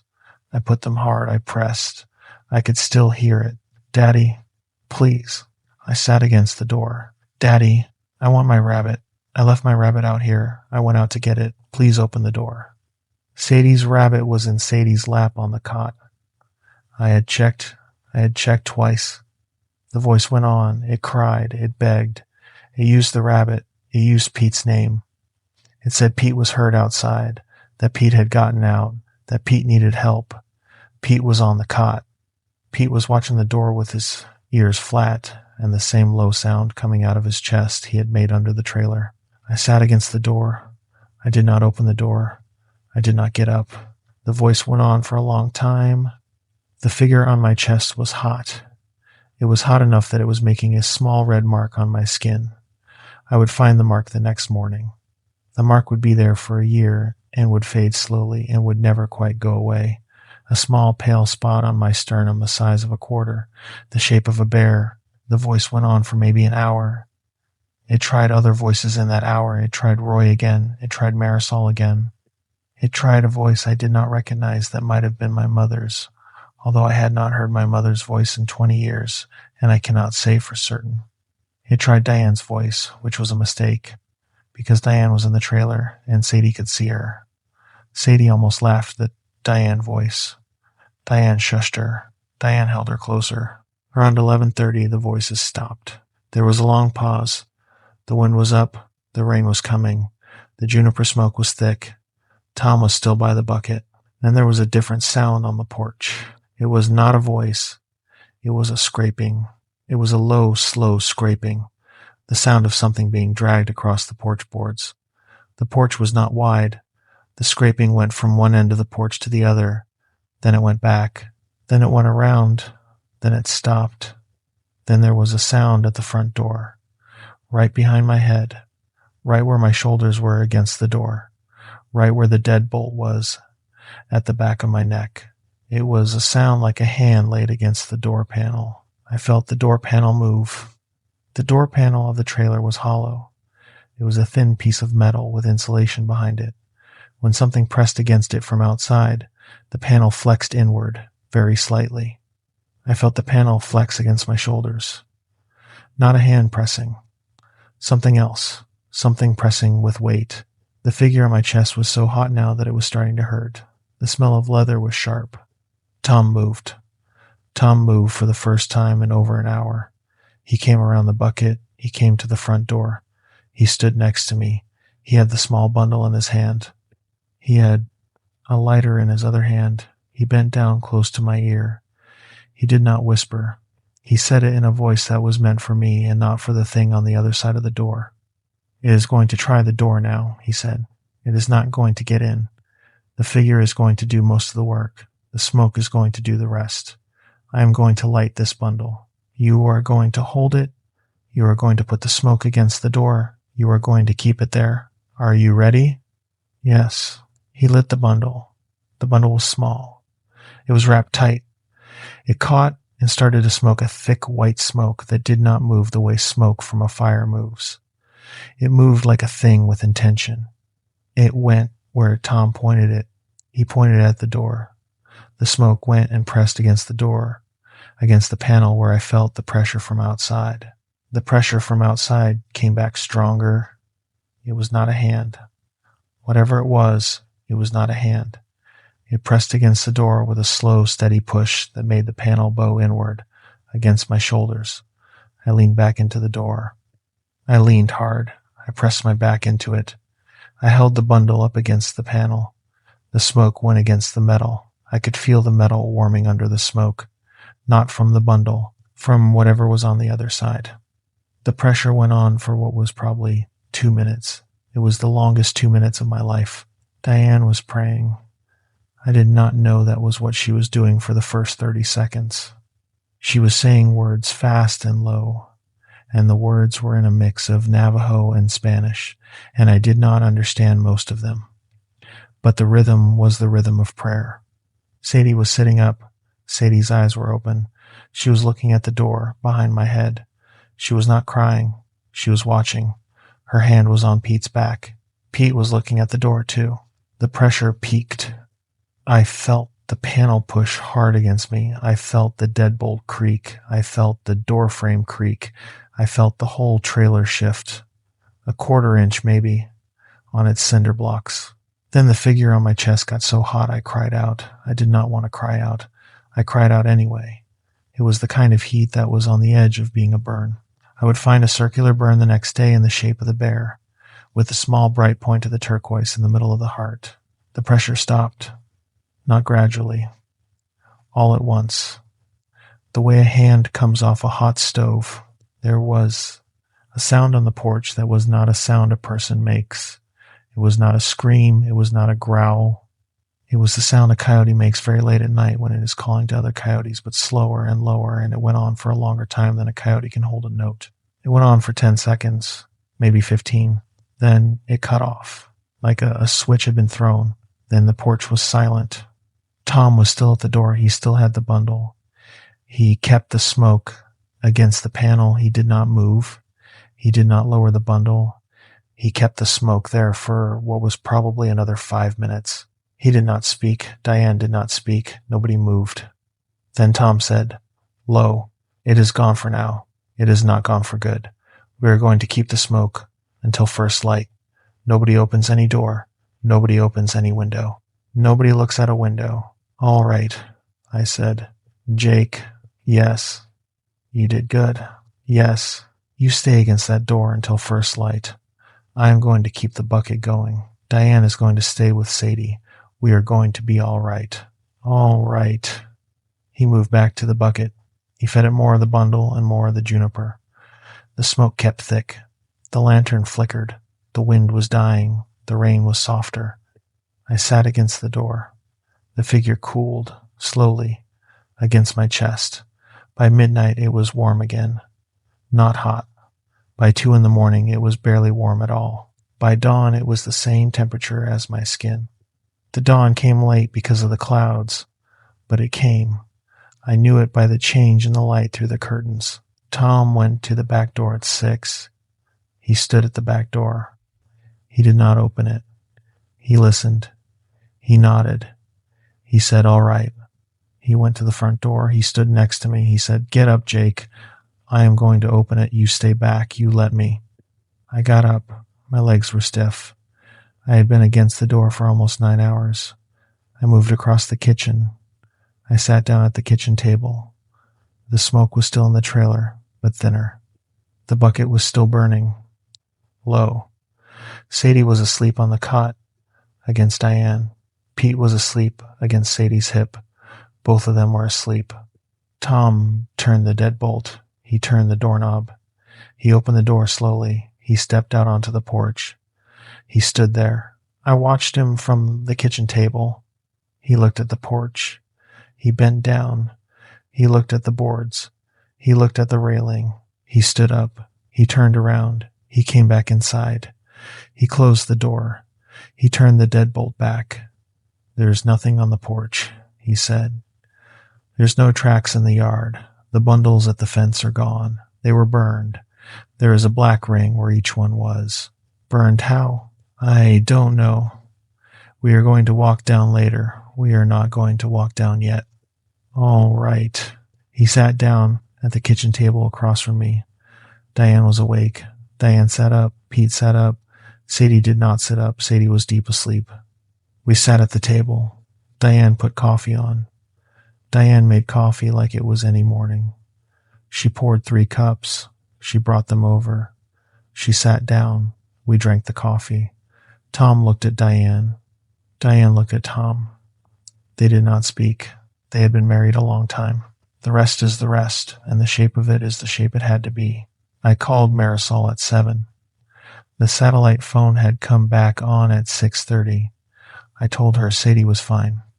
I told her Sadie was sleeping. I told her I would drive Sadie to the airstrip at noon, and Sadie could be on the 1 o'clock plane, and Marisol could pick her up at Gallup at 2:30. I told her we needed to talk. I told her I would tell her everything when I could. I told her I was sorry. Marisol did not yell. Marisol did not threaten the file. Marisol said all right. She said all right twice. She said she would be at the Gallup airstrip at 2:30. She said she had not slept. She said she was glad Sadie was alive. I drove Sadie to the airstrip at noon. The day was clear and bright. The storm had blown through. The land was wet. The washes were full and running. I had to take the long way around to avoid the worst of them. Pete was on the bench seat between us. Sadie had Pete in her arms most of the drive. She did not say much. She held Pete. She looked out the window. About 10 miles from the airstrip, she said, "Daddy." "Yes, monkey." "That wasn't really me at the door last night, was it?" I had to think about how to answer that. "No, monkey. It wasn't. It sounded like me." "It did. Was it the same man who was at my window last time?" "Yes." She thought about that. She held Pete. "You didn't open the door." "No, monkey. I didn't. Even though it sounded like me. Even though it sounded like you." She nodded. She did not say anything else for the rest of the drive. She held Pete. I drove. The figure was warm, but not hot. The bear was warm. The bear was just warm. I put her on the plane at 12:40. The pilot was a man I had not met before. He was kind. He helped her with her seatbelt. He said he would have her in Gallup in less than an hour. I watched the plane lift off. I watched it bank. I watched it disappear to the south. I drove back to the ranch. Tom and Diane were waiting. Pete had stayed at the trailer with them while I drove Sadie up. When I got back, the 3 of us walked the south fence. The bundles were gone. Tom had been right. Where each bundle had been, there was a black ring in the dirt, about a foot across, with the juniper stake at the center fallen over. The stakes had been black too, cracked. The wood had been split, as if it had been struck by lightning. There were no tracks. There were never any tracks. We walked the whole property line. The west fence, the north fence, the east fence. We did not find anything else. We did not find Pete missing. Pete was at the trailer. Pete was on the porch. Pete had come out from under the porch sometime in the night. Pete was on the porch the way he had been on the porch the first week I had owned the place. Tom stopped at the southwest corner. He looked across into the BLM. The land was quiet in a way I had not heard it quiet. The light was flat. The clouds had all gone. I think it is gone, Jake, he said. For good. I do not know for good. I think it is gone for now. I think it is far away. I think we heard it last night. I think it is going to take a long time to come back, if it comes back. How long? Years. Maybe never. I do not know. These things are old. They are patient. But what we did last night was a hard thing for it. The figure is old. The work is old. I do not think it expected the figure. It expected something. Yes. It expected to take Sadie. Yes. Through the door. Yes. I stood at the corner and looked across the BLM. Tom and Diane stood with me. We did not speak. After a while, we walked back to the trailer. Diane made lunch. We ate at the kitchen table. Tom and Diane left around 3. I sat on the porch. Pete sat with me. The figure was just warm. Warm like a body. Warm like my own skin. I burned the mattress that week. The old one, from behind the equipment shed. I had been putting it off since June. I dragged it out into the open ground, past the loafing shed, away from anything that could catch, and I doused it with kerosene and I lit it. It went up fast. The smoke was black for the first 10 minutes and then it was white. I stood and watched it burn down to the springs. The springs glowed orange in the dusk and then went dark. I drove to Gallup on Friday. I went to the cemetery the attorney had told me about. It was a small one, fenced, with juniper trees along the back. Roy was in the 3rd row from the gate. The stone was small. It had his name and the dates and nothing else. I had not been there. I had been telling myself for 6 months that I would be. I had told myself the same thing about the box. I sat in the dirt by the stone for a long time. I told Roy a few things. I told him about Sadie. I told him about Pete. I told him about Tom and about the figure in the new moon. I told him about Eli, because I did not know if he knew about Eli. I told him I had read the letter. I told him I was sorry I had waited. Then I sat there some more without talking, because Roy had not been a man who needed to be talked at all of the time, and I had not been raised to fill silence around him. I left a small piece of juniper on the stone before I went. Tom had told me to. He had cut the piece himself and put it in my hand at his house that morning and said, "This is for your uncle." I left it on the top of the stone, on the part that was warm from the sun. I left it there and I drove home. The figure stayed warm against my chest for a few weeks. Then it cooled down to where it stayed most of the time, which was just barely warm. Sometimes, in those first weeks, it would warm up a little for a few minutes and then cool down again. Tom said this was the work in it, doing its job. Tom said it would be doing its job for a long time. Tom said I should keep it on me as long as it kept warm, and then think about what to do with it after that, but not to decide that until it had been cool for a long time. Pete came back to himself slowly. He slept inside again the 2nd week of August. He slept on the bed with me again the 3rd week. He did not sleep under the trailer after that night. He did sit on the porch for long times in the late afternoons, looking south. He had been a young dog when he came to the ranch, and he was not a young dog after. He would not be a young dog again. I do not know what that night did to him in dog terms. He was a steady dog after that. He was a working dog. He held the cattle for me when I needed him to, and he learned to bring them in from the south pasture on a whistle, and he was good. He was a good dog. Sadie came out the last weekend of August. She came out under different terms, which were that Marisol drove her both ways and stayed overnight in the spare room of a motel in Gallup and that I drove Sadie up to the motel by 5 each Sunday so they could be on the road by 6. Marisol had taken to that arrangement after we talked on the phone in the middle of August. We talked for almost 3 hours that night. I told her most of what had happened. I did not tell her everything. I told her about the figure. I told her about Tom. I told her about the voice on the back porch in July. I did not tell her about the voice on the front porch the night of the new moon because I did not think she could carry that, and I had been uncertain ever since whether I should have told her about the back porch. She was quiet for most of the 3 hours. At the end, she said she did not know what to believe about any of it. She said she did not have to believe it to accept that something had happened. She said Sadie had been different since the new moon weekend. Quieter, more watchful. Marisol said she had been thinking about that for weeks. Marisol said she did not need me to convince her of anything. She just needed me to keep Sadie safe. The custody hearing was in October. I drove down to Phoenix the day before. I stayed in a motel off the freeway. The hearing was at 9 the next morning at the family court. I wore a shirt with buttons that I had ironed in the motel room with a hotel iron. I shaved twice. I sat in the courtroom and I listened to the attorney for Marisol present the file.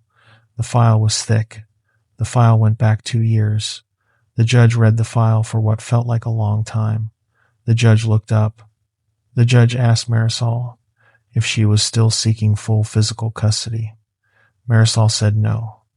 Marisol said she and her ex-husband had come to an arrangement that they wanted to formalize through the court. Marisol said the arrangement was joint physical custody with the existing weekend schedule and an expanded summer schedule. Marisol's attorney looked at her.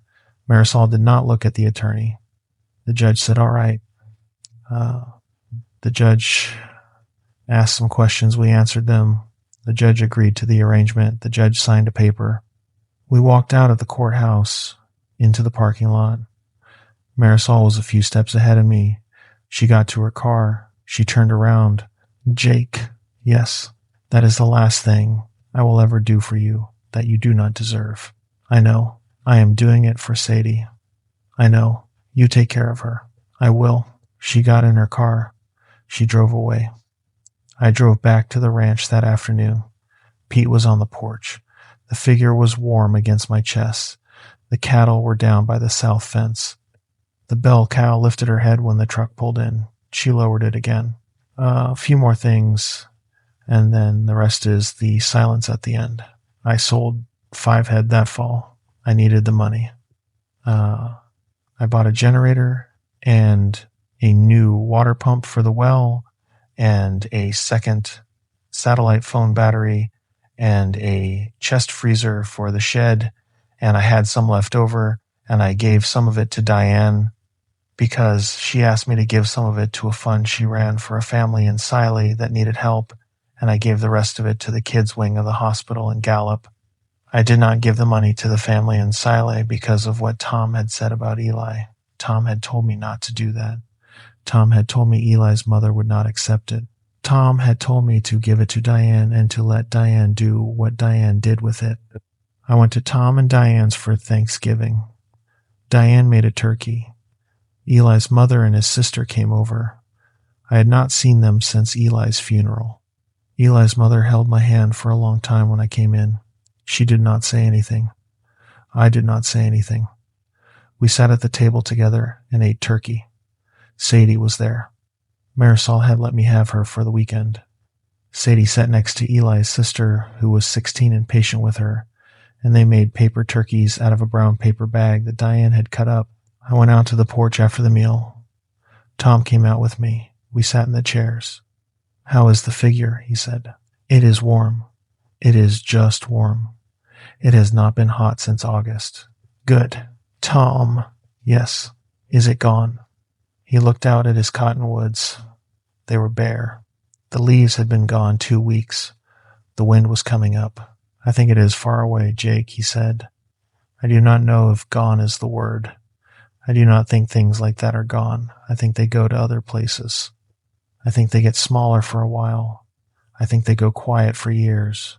I have known of them coming back. I have known of them not coming back. I do not know which one this is." "All right, Jake." Yes, you are going to live with this. You are going to live with it the rest of your life. You are going to walk your fence at dusk, and you are going to look. You are going to listen to your dog. You are going to listen to your wife when she calls, and you are going to listen to the small sounds in your own house at night. You are going to keep the figure on you. You are going to teach Sadie what to listen for in a way she can carry without it being a weight. You are going to teach her in a way that she does not have to think about it during the day, but she knows what to do at night. Are you hearing me? I am hearing you. You are going to do those things, and then most of your life is going to be your life. The cattle are going to be your work. The land is going to be your land. The girl is going to be your girl. The dog is going to be your dog. You are going to have a good life, Jake. I want to be clear with you about that. You are going to have a good life, and the thing is going to be far away most of the time. Most of the time, you are going to forget about it. Most of the time. Are you hearing me? I am hearing you. He nodded. We sat. The wind came up. The cottonwoods made their soft sound. I lived on the property for the next 9 years. Sadie grew up coming out. She was 17 by the end of those 9 years. She got accepted to a college in Albuquerque the following fall. She had been coming out to the ranch most weekends and most of the summers for 9 years. She had helped me work cattle. She had helped me string fence. She had shot the rifle. She had not been afraid of the property. She had been careful on it. She had known, in the way Tom said, to teach her what to listen for. I had not had to teach her much. She had known it without my having to put it into words, the way some kids know how to be around a horse without being told. The figure stayed on a piece of leather around my neck. It was just warm. It was just warm for years. It warmed up once, on an evening in late September of the 3rd year, when the moon was new. I was on the porch. Pete was on the porch with me. He pricked his ears toward the south fence. He did not stand up. He did not growl. He looked, the way he looked at things that were a question to him. The figure on my chest warmed up. It warmed up the way it had used to. I felt it through my shirt. I sat in the chair, and I did not get up. I did not look toward the south fence. I kept my eyes on the porch railing. Pete kept his ears forward. The figure stayed warm for maybe 2 minutes. Then it cooled. Pete put his ears down. Pete put his chin on his paws. Pete went back to looking at nothing in particular. I did not move. I did not get up. I sat in the chair for another hour, watching the dark come the rest of the way down, listening to nothing in particular. The coyote started up to the south, far away, the kind of yodeling that says nothing in particular except we are here and the night is ours and please don't take it personally. One of them held a note a little longer than the others, the way a note held by something that knew how a coyote was supposed to sound but was not quite a coyote. I did not go inside. I sat in a chair on the porch with my dog and I listened, and the figure was warm against my sternum like a small hand laid there by somebody I could not see. After a while, the coyote stopped. Pete and I sat on the porch until the cold came up. Then we went inside. I closed the door. I turned the deadbolt. I went to bed. I slept the rest of the night without dreams. In the morning I went out at first light to walk the fence. That was my routine. That had been my routine for years. I walked the south fence. I checked the posts. I checked the wire. I looked at the dust. There were no tracks. There were never any tracks. I walked back up to the trailer. Pete was on the porch. The bell cow was at the south fence with her calf. The windmill was clattering. The sun was coming up. I went inside. I started the coffee. The figure was just warm again. Just warm against my chest, like the warm of my own skin, like the warm of a thing that had been with me a long time and would be with me a long time more until it was not.